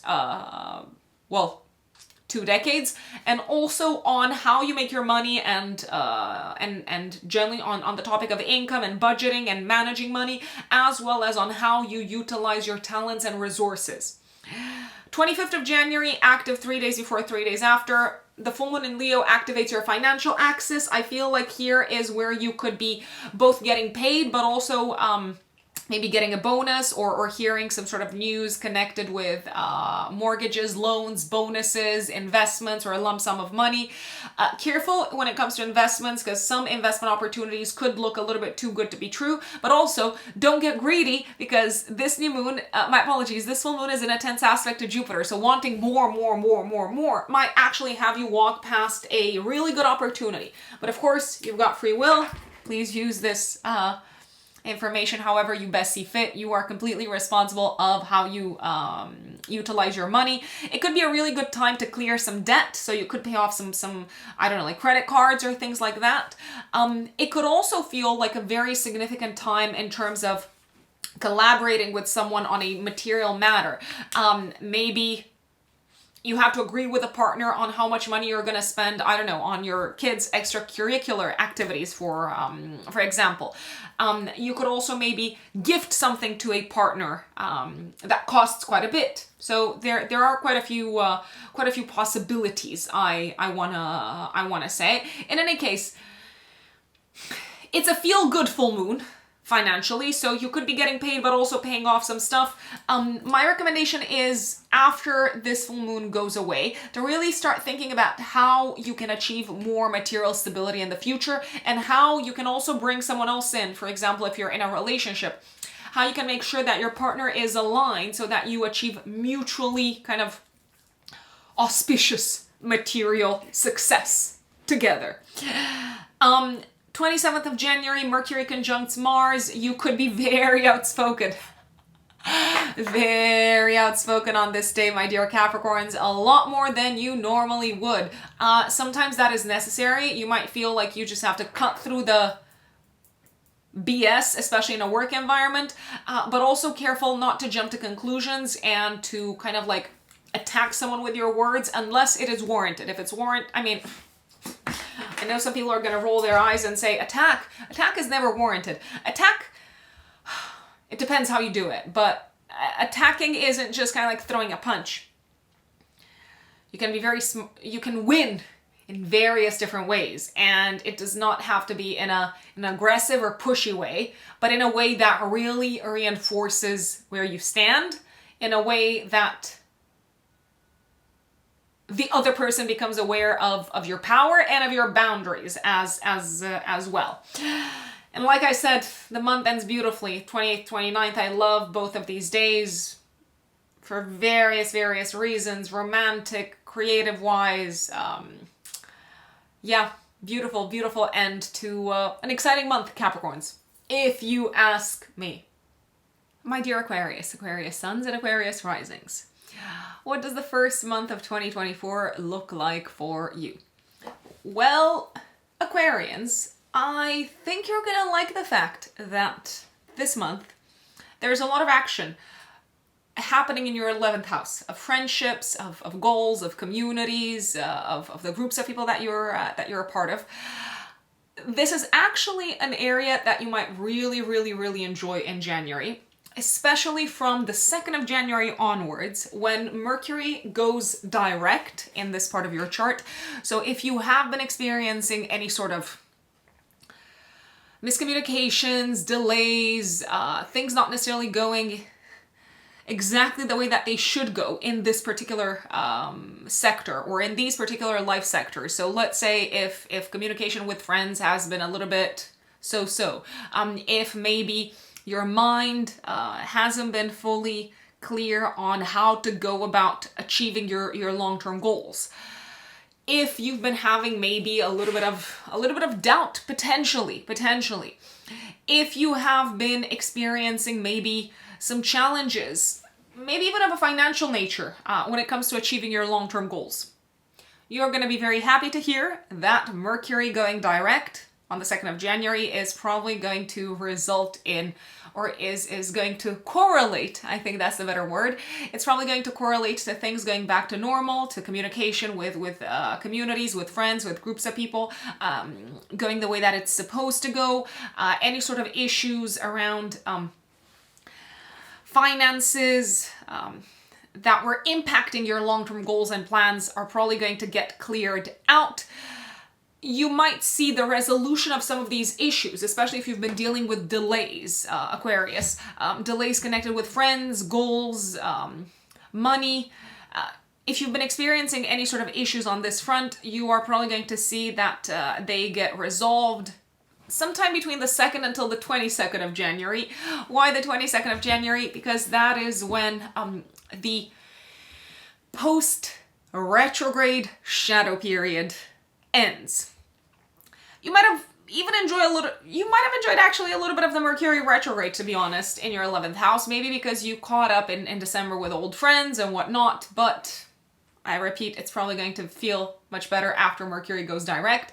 Now, why do I believe you're going to really enjoy this part of your life until the last week of January, Aquarius? Because Venus, planet of enjoyment, pleasure, harmony, beauty, relationships. Venus is going to be in this sector of your chart, and you might even enjoy maybe, especially from the 2nd of January onwards, until the last week of January, until the 23rd. Potentially traveling with friends, making plans to travel with friends, participating in cultural or educational or even spiritual activities with friends or with groups of people. It is a really good time to go out into the world. It is a really good time to participate in group type of events with your peers. Also, I would not say no if, for example, you were thinking of maybe traveling together with your family or with family members, because I dare say that you're gonna have a good time, especially if there is any sort of social outing involved. So let's say you plan to go on a weekend away with your family and you're planning to attend a concert. It will probably turn out really well and really, really nicely. But I repeat, especially from the 2nd of January onwards, when Mercury goes direct, one day that I don't really like when it comes to communication with friends, and also communication and kind of like speaking in public. The date that I don't like is the 9th of January, because Mercury squares Neptune. So there could be confusion, there could be a lack of clarity, you might not have all the correct data, all the correct facts. Something that someone says might be interpreted the wrong way, or it might leave you feeling confused and just thinking, what? I feel like that could be the theme around the 9th of January. There could also be a little bit of a miscommunication around finances, or a lack of clarity around finances, and maybe an expense connected with friends. So I don't know, let's say that you're planning, we call it here in the UK a hen do. Let's say that you're planning a bachelorette party, and if you're thinking of discussing hard, cold facts on the 9th of January, I would maybe choose a better day. Because this is not a great day to talk about these things. That is just my recommendation. Of course, you know what they say, or what I say. You have free will. You can go ahead and decide to do whatever it is that you please. But yeah, it's not my favorite day. The 9th of January in general is not my favorite day when it comes to communicating about anything related to money and finances. I would also make sure that you are charged the correct amount, especially if you're paying for a group of people, or if you're going out, if you're being social and you're paying the bill. I would double check the bill. I would double check that the correct amount has been taken out of your account, because there could be some issues. I don't want to say scams, but there could also be some scammers or scams that you might be exposed to on the 9th of January. So just as an FYI. Now we did start talking about Venus. So Venus from the 23rd of January until the 16th of February is going to go in your 12th house, Aquarius. This is actually a really good period to enjoy maybe a little bit of time away from the world, maybe also to retreat from the world, and to spend time maybe at home in your sanctuary, I was about to call it, beautifying your sanctuary, maybe I don't know, like painting your walls, or just kind of like redecorating, or making sure that your private space is actually a very soothing and relaxing space. Generally, this transit is going to support, especially for Aquarius risings, retreating from the world and enjoying your private life, your home life, and possibly even enjoying maybe time spent away from the world with family members, Aquarians. And if you also want to go on a little bit of a break, why not? It could actually be a really enjoyable time from the last week of January until the middle of February to maybe go away for a weekend together with a romantic partner. Or if you are going away anyway, I don't know, maybe you're traveling solo, you could connect with someone and have this sort of like I was about to say steamy, but Venus in Capricorn is anything but steamy. You could feel like you're connecting with someone who you're definitely attracted to, and it could be something that you're keeping under wraps. But at the same time, there's also a significant sense of maybe caution in this regards. Now let's go back to the very beginning of the month. Forgive me, because I'm kind of like making these U-turns when it comes to presenting the month, but there is a reason why, and the reason is because I just want to do it this way. No, I'm kidding. I'm being a little bit of a jokester today. I'm filming this with Mercury retrograde, and Mercury retrograde is the trickster and the jokester, and it does not go in a straightforward line to kind of like to hit its mark. On the contrary. And I'm aligning myself with the energy. So, 1st of January, Venus squares Saturn. You might have to say no to a social occasion, maybe because of financial matters, financial restrictions, or maybe because you've got some sort of like concrete goals materially, and as a result, you might need to decline an invitation to go out. 4th of January until the 13th of February, Mars goes into your 12th house. So you're probably going to put a lot of energy, a lot of effort into 12th house topics. So you might feel very kind of like active and motivated and driven to take care of your mental health, to start something new from a mental health perspective. You could also be doing a lot of work behind the scenes, and it could actually be connected with your professional life, my dear Aquarians, but you might feel like you have to keep things under wraps for strategic reasons, for strategic purposes. You could also learn something and put a lot of effort throughout this period into mastering some sort of a concrete a skill that you are going to make use of in order to advance career-wise. But the key word here is acting and initiative and drive and energy, but behind the scenes in a very kind of like private, in a very private manner. I wanna say. One thing, however, about Mars in your 12th house, it might not necessarily let you sleep as much. It might give you a lot of energy when you're supposed to be kind of like resting and relaxing and retreating. So there could be a little bit of insomnia or just kind of like less sleep in general.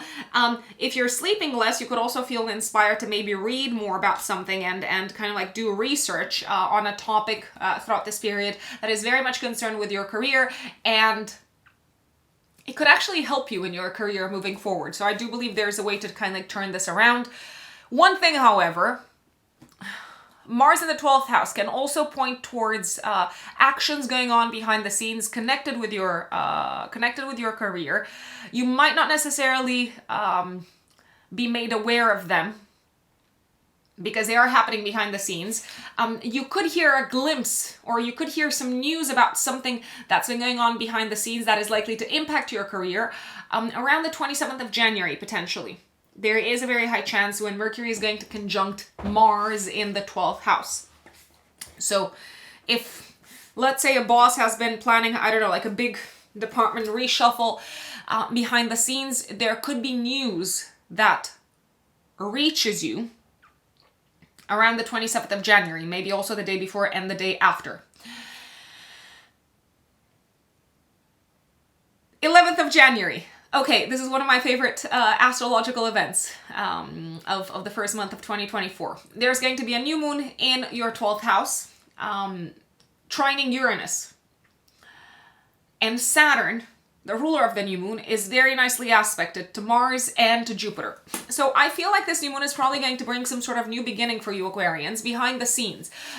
Maybe you are starting to make money in a new way that you are kind of like keeping away from the eyes of the world. Maybe you are starting to work on your own kind of like project, something that you do from the privacy of your own home. And something that is likely to pay off materially and maybe also allow you to make some significant purchases or to cover some significant expenses connected with the home life, connected with your domestic life. There could also be an unexpected surprise that you did not see coming, connected with your maybe with your home and living situation. There could be an unexpected piece of news coming up, maybe about the family growing, about the family expanding. There could also be a sense of excitement, maybe at news that is coming up connected with having to move or to relocate or to make some significant innovative changes. I mean, to bring some sort of innovation. I'm sorry if I'm using the wrong words today. To bring some sort of innovation in your home and living situation. I feel like there are pleasant surprises that you didn't see coming, making their way to you, Aquarius. This could also be a time when you feel inspired to maybe make some sort of a cleanse, of a purge, to give up on things, to let go of things that are no longer useful. Maybe in the home, and you could also sell some of them and make some money off of it. So I'm liking it. It is a great new moon for decluttering. It is also a great new moon to maybe start setting some intentions when it comes to your mental health and your spiritual practices. And I would not be surprised if you started some sort of a new spiritual, let's say, I don't want to call it routine, but maybe routine is a good word. So if you set some sort of a new spiritual goal for yourselves, let's say meditating every day, or kind of like exploring maybe a new set of spiritual practices, I do believe these are likely to make a significant difference in the long term in terms of your private life and your sense of feeling secure and stable and steady and grounded and rooted. So I am liking it. I'm liking it. 12th of January, Mars trines Jupiter. I feel like the good news continues on the family front. Someone could kind of like take you by surprise, maybe a parent, maybe a sibling, and say, okay, we are traveling. We're going to, I don't know, we're going to Paris next month. I do feel like someone could surprise you and kind of like sweep you off your feet. I think that's only used in a romantic context. But yeah, literally kind of like sweep you off and say, okay, we're traveling, we're going there. So there could be a surprise connected with traveling coming from a family member. There could also be a very pleasant surprise coming from someone at home connected with money and finances. Maybe they want to support you in achieving a goal. Maybe they have connected you with someone significant that will help you achieve a goal. In any case, I would recommend just kind of like going with the flow and seeing where the flow takes you. It is also the 12th of January, a very active day in terms of getting things done around the house. Quickly, very quickly. 19th of January, I'm liking this day also. Again, good news connected with family. You might feel like you're learning something from a family member, or you might feel like you're getting a much broader insight, a much broader glimpse into how they think, into what inspires them, into what motivates them. Really inspiring conversations, I want to say, with a family member. 20th of January and 21st of January these are the 2 days when the sun comes together with Pluto. Well, these are the 2 days when we're going to feel the sun coming together with Pluto in Aquarius. My dear Aquarians, consider these 2 days a taster of the radical changes, the rebirth that awaits you over the next 2 decades in terms of your sense of self, your identity, your relationship with yourselves, your life direction, maybe the way that you come across in the world, and in terms of your self-development. You are stepping into your power, my dear Aquarius. That's what's going on. But it does mean that the old you is going to have to die, metaphorically speaking. 25th of January, we've got a full moon, active 3 days before, 3 days after. It activates your house of relationships, so the spotlight is being placed on relationships. A culminating point for a partnership. It doesn't necessarily have to be a romantic partnership, although it is possible. It could also be a business partnership. If you are in a romantic relationship, it could mean that this is a point of completion and culmination for you and your partner, connected with home life and living situation. Maybe you have accomplished one of your goals. Maybe together with a partner, you're moving into into like a larger space, or maybe the family is expanding. For those of you who are not in a relationship, there could be someone coming into your home, maybe helping you achieve something at home. I wanna say. It also feels like you are getting a job done together with someone else at home and in private, and maybe you're paying for it, but you're benefiting from someone else's support. Your partner, for those of you who aren't in a romantic relationship, essentially, committed relationship, such as a marriage, your partner could also have some big news to share, maybe about their own career. So they seem to be growing also career-wise, and that could involve some changes in terms of living situation for both of you, or in terms of what you can afford home-wise. So maybe you're going to be able to, I don't know, like make some important purchases for the home, or live in a broader or in a larger space. So I would say that overall this does feel auspicious. For some of you who are completely single but are open to meeting someone, this full moon could bring in a partner, or it could bring to your attention someone who's already been in your life but who can become a partner. Careful what you say on the 27th of January, because it can kind of like come and bite you off the back, so no gossip if you ask me. And 28th and 29th are two of my favorite days. Really inspiring conversations at home. The relationship with family members seems to be going very well. Really positive news, maybe quite unexpectedly so connected with living situation, especially if you're looking to make a change in your home life and in your living situation. If you're looking to maybe buy a home or find a new home, it does feel like, I don't know, Providence or the universe is saying, here you go, I'm making this super easy for you. And the 29th is also quite a romantic day to maybe spend at home with a loved one, and to kind of like to do things that involve the physical senses, whether that is, I don't know, like having good food together, or getting a massage, or even like working in the garden together. You seem to be connecting very nicely. Pisces suns and Pisces risings. My lovely Pisces, what does January 2024 have in store for you? Quite a few things. A lot of action happening in your career sector, Pisces, but also in the life sector concerned with friends, communities, groups of people, as well as your goals for the future. Sagittarius. My apologies, Pisces. I said Sagittarius for a reason. Why is that? Well, basically because for most of this month, Pisces, you're going to have Venus transiting Sagittarius in your house of career, pretty much until the last week of January. This is generally considered to be a very auspicious time career-wise. You're probably going to feel it the most from the 2nd of January onwards, when Mercury goes direct in your house of career, so in the sector of your life concerned with your career and professional path. Essentially, with Venus on your side, especially from the 2nd of January onwards, it is a good idea if you want to present things publicly in your professional life. Have important conversations with bosses, have important conversations with big clients, sell something to someone, basically pitch an idea in some shape or form, present maybe your business vision to investors.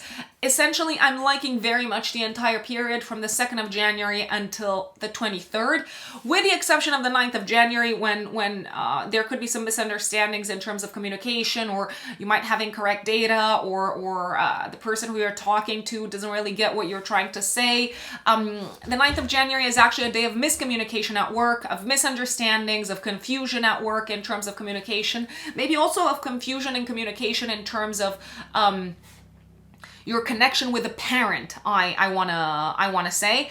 And there could also be a tendency on the 9th of January to maybe feel like you are being asked for way too much career-wise. Maybe a boss has unrealistic expectations and you have to disappoint them and kind of like bring them with their feet firmly placed on the ground, because they're talking a big game, but it's actually not achievable in reality. Saying that, everything that I said previously, from the 2nd of January until the 23rd, with the exception of the 9th of January, still stands. Relationships with bosses, with those in positions of power, are likely to feel like they're going a lot smoother. You're also probably going to feel appreciated and valued and really just very kind of like charismatic in the public sphere. Venus transiting the 10th house is also a really good time from a reputation perspective in general.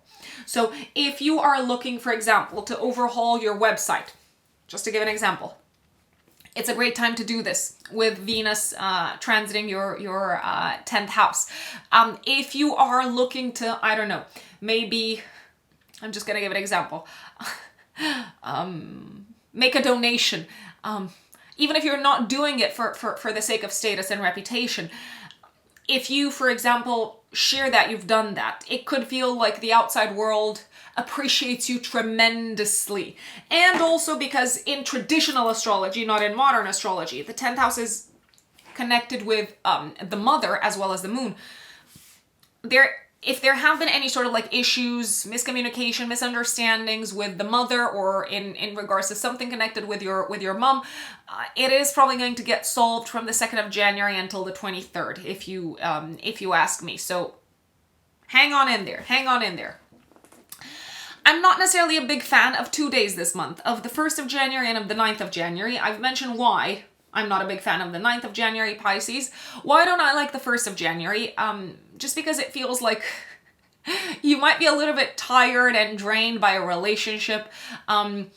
Maybe there's someone in your life who it could be, it could be a romantic partner, it could be a sibling, it could be a colleague, it could be a boss.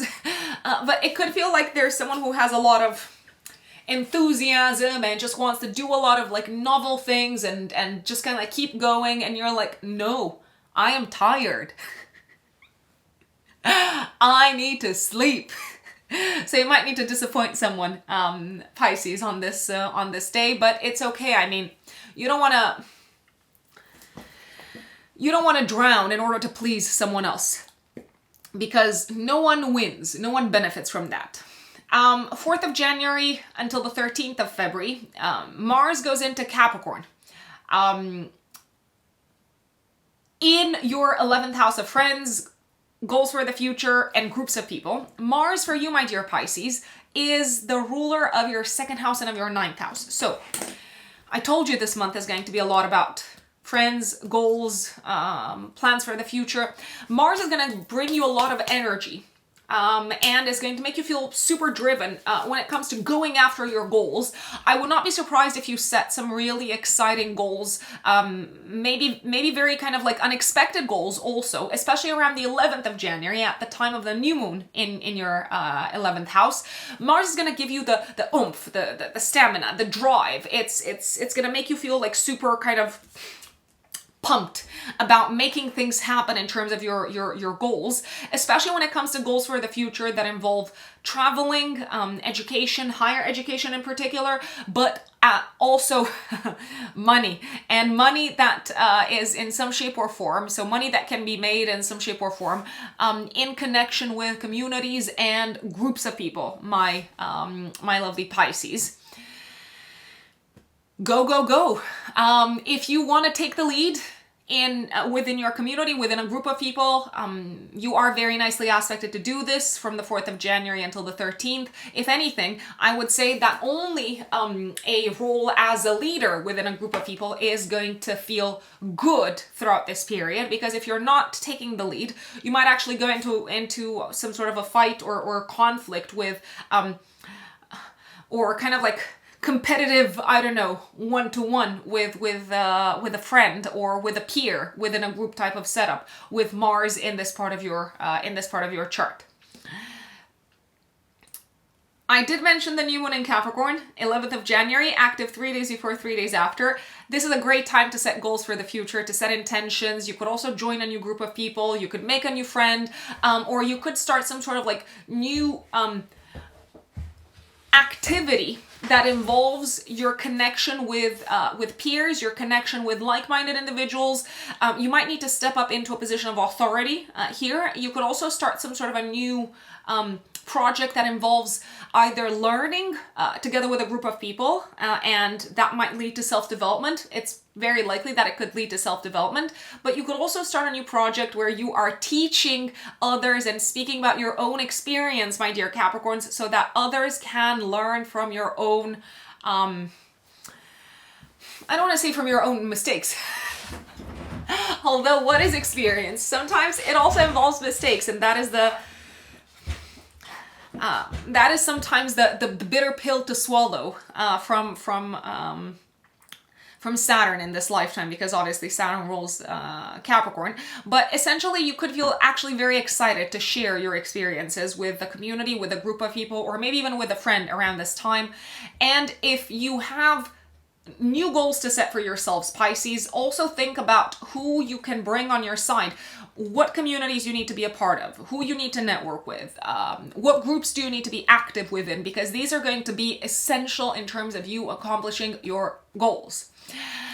I like the 12th of January. You're very motivated. You're speaking a big game. You're talking a big game. Your style of communicating is inspiring to others. You could also feel inspired by someone who you're listening to within a group type of setup. You could also feel like in a group type of setup on this day, your perspective upon life and your perspective upon yourself is enlarged and expanded, and it's giving you confidence and enthusiasm for the future. I like this day. I also like this day for the purpose of concrete achievements, so kind of like tangible goals, together with a community of people.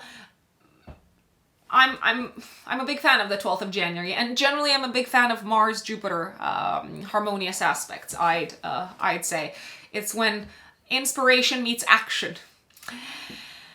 19th of January, Mercury trines Jupiter. You seem to be learning something from a friend, or your mind is expanded through the communication with a friend, or through communicating with maybe people that are part of a community that you are very active within, or that is very, very important to you. You could also be going out together with friends and having a very good time, or maybe making plans together with friends to go out. You could also be making plans together with your partner to go out with friends, and it's actually a very, very enjoyable day to do that, if you ask me. If there is anything that is unclear in your relationship with the boss, or with a client, or with a figure of authority, I would recommend just kind of like taking a little bit of time and taking them through the facts. Because if you take them through the facts, they are going to understand where you come from, and the relationship is going to be in a fabulous place, but only if you kind of like present to them, this is it. A, B, C, D, these are the numbers, right? 20th of January and 21st. You're gonna feel, my lovely Pisces, the conjunction between the Sun and Pluto in your 12th house. Essentially what's happening is these 2 days are kind of like giving you a taster of some of the big changes that are going to come in your life over the next 2 decades. And yes, you heard me right. I said over the next 2 decades. When it comes to your spiritual life, your mental health, when it comes to your connection with ancestors, your connection with the collective subconscious, also when it comes to your relationship with mental health and topics such as escapism and addiction. Pluto comes in and is going to, well, completely overhaul over the next 2 decades this area of your life, asking you to kill whatever needs to be killed, metaphorically speaking, of course. That is what we're talking about here. To kind of like to clear out the drawers of your subconscious, to clear out your psyche of self sabotaging patterns, but also to really take a very kind of like long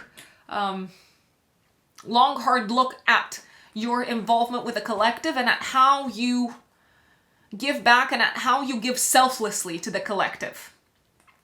23rd of January until the 16th of February, Venus transits your 11th house of friends. Really good time to connect with friends, really enjoyable time when it comes to social activities, especially social activities that might also have an element of common or mutual or similar goals professionally. You might really enjoy getting together with people in the same field throughout this period. So people who work in the same field or people who are interested in the same field that you're interested in from a professional perspective, my dear Pisces. And you also seem to be very charming in a group type of environment, and your friends might be a lot more drawn to you, or kind of like, I don't know, texting you, calling you throughout this period and asking you to go out and asking you to get back together with them to celebrate life together, I'd say. 25th of January, active 3 days before, 3 days after, there's a full moon activating your axis of work and service and health. So some of you could be releasing a job, but only because you've got a better job lined up. Dun, dun, dun, dun. Some of you could be wrapping up a work-related project. As a result of this work project that is maybe coming to a close, you might realize how much more you've got to learn. There could also be a new job opportunity coming up, but that involves significant learning and a significant expansion of your practical skills that you're going to apply on a day-to-day basis at work. I do feel like if a job opportunity comes through for you at this time, Pisces, yes, it might feel like a little bit of a stretch mentally, but at the same time, I would see it as a great opportunity for you to grow and actually to make this sort of like a really important positive impact upon your long-term prospects career-wise. This full moon could also bring to a culminating point a health-related issue that is connected with excess. So just kind of like doing too much of something. And you might become aware at the time, Pisces, of how maybe you need to change your way of thinking and even your way of maybe speaking about health in your life, and maybe also your beliefs around health, because something doesn't necessarily seem to be serving you. On the contrary, it seems to be putting stress and strain and pressure on your health in general. And if you are deciding to take any sort of action around this time health-wise, which you might, my recommendation would be to enlist the help of a community, or to just kind of join a community who has similar goals. So I don't know, I'm going to give you an example. Let's say you decide to start walking for your health. I mean, we should all walk for our health, right? But I'm obviously if we are physically able.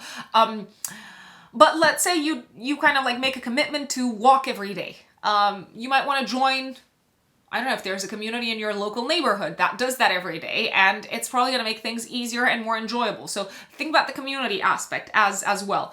Last but not least, a coworker could leave around this time, and you might realize, okay, this is going to create more work for me, but I would also see it as an opportunity to step up career-wise. So just putting it out there. Careful what you say to a friend or what you say in public on the 27th of January. Your tongue could be very sharp, and you might kind of like have a sting in your speech. Be aware of it first and foremost, Pisces, and only use that sting if that is exactly your intention. And I would slow down before I talk if I were in your shoes, because you do not want to ruin the relationship with someone. Just as an FYI. 28th and 29th of January are two of my favorite days in January. Really good days to go out with friends, really good days to socialize, days of inspiration mentally, especially when it comes to creative ideas, in particular on the 29th of January. Also, the 29th is a very, very good day to go out with a romantic partner and to maybe enjoy, I don't know, like a concert or something like that.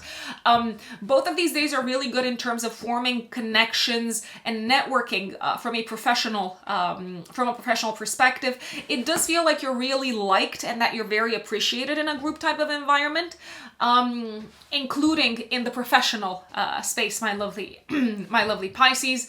If you feel like reaching out to anyone that could be instrumental in your career growth, or maybe just in your personal development, I would go ahead and do it, because it's probably gonna work very, very well. And really, whoever it is that you're connecting with on these 2 days, they seem to be expanding your mind. They seem to be broadening your mind and really opening you up to some really cool, exciting, rebellious, progressive ideas that give you confidence to go after your dreams. So I am liking both of these days. They're two of my favorite days of the month. And that is your January horoscope, folks. Now, remember that if you want to work with me, you can find me on my website, which is writteninthestars-astrology.com. You can go straight to the services section. I've also added the link to my website in the pinned comment and also in the description of the video. You can go straight to the services section to book your personal reading with me. I'm currently taking bookings at the time when I'm filming this for the end of January, beginning of February. You can also find me on my Instagram, at ruxunbelievable, in one word, ruxunbelievable, and that is where I share even more kind of like personal updates. I do share astrology as well, but also if you are interested in just kind of like following me along for my ride through life, and be warned, I do share quite a bit of content involving my two fur babies, my pets. So my cat and my dog. So Rux Unbelievable on Instagram, that is my only account, and I will never direct message you to ask you for a donation on Instagram or to offer a reading because I was drawn to you. If you receive this type of message, it's probably a scammer. Please block and report them. Last but not least, if this content is useful, you can also use the thanks button underneath the video to make a donation to my channel. It is much appreciated, and it shows me that this work that I do here matters. Enjoy January, folks. Let us know in the comments how it plays out for you, and if you haven't subscribed, please hit that subscribe button because it really helps my channel, and I would be very happy if you did so. I will see you next time. Thank you. Bye.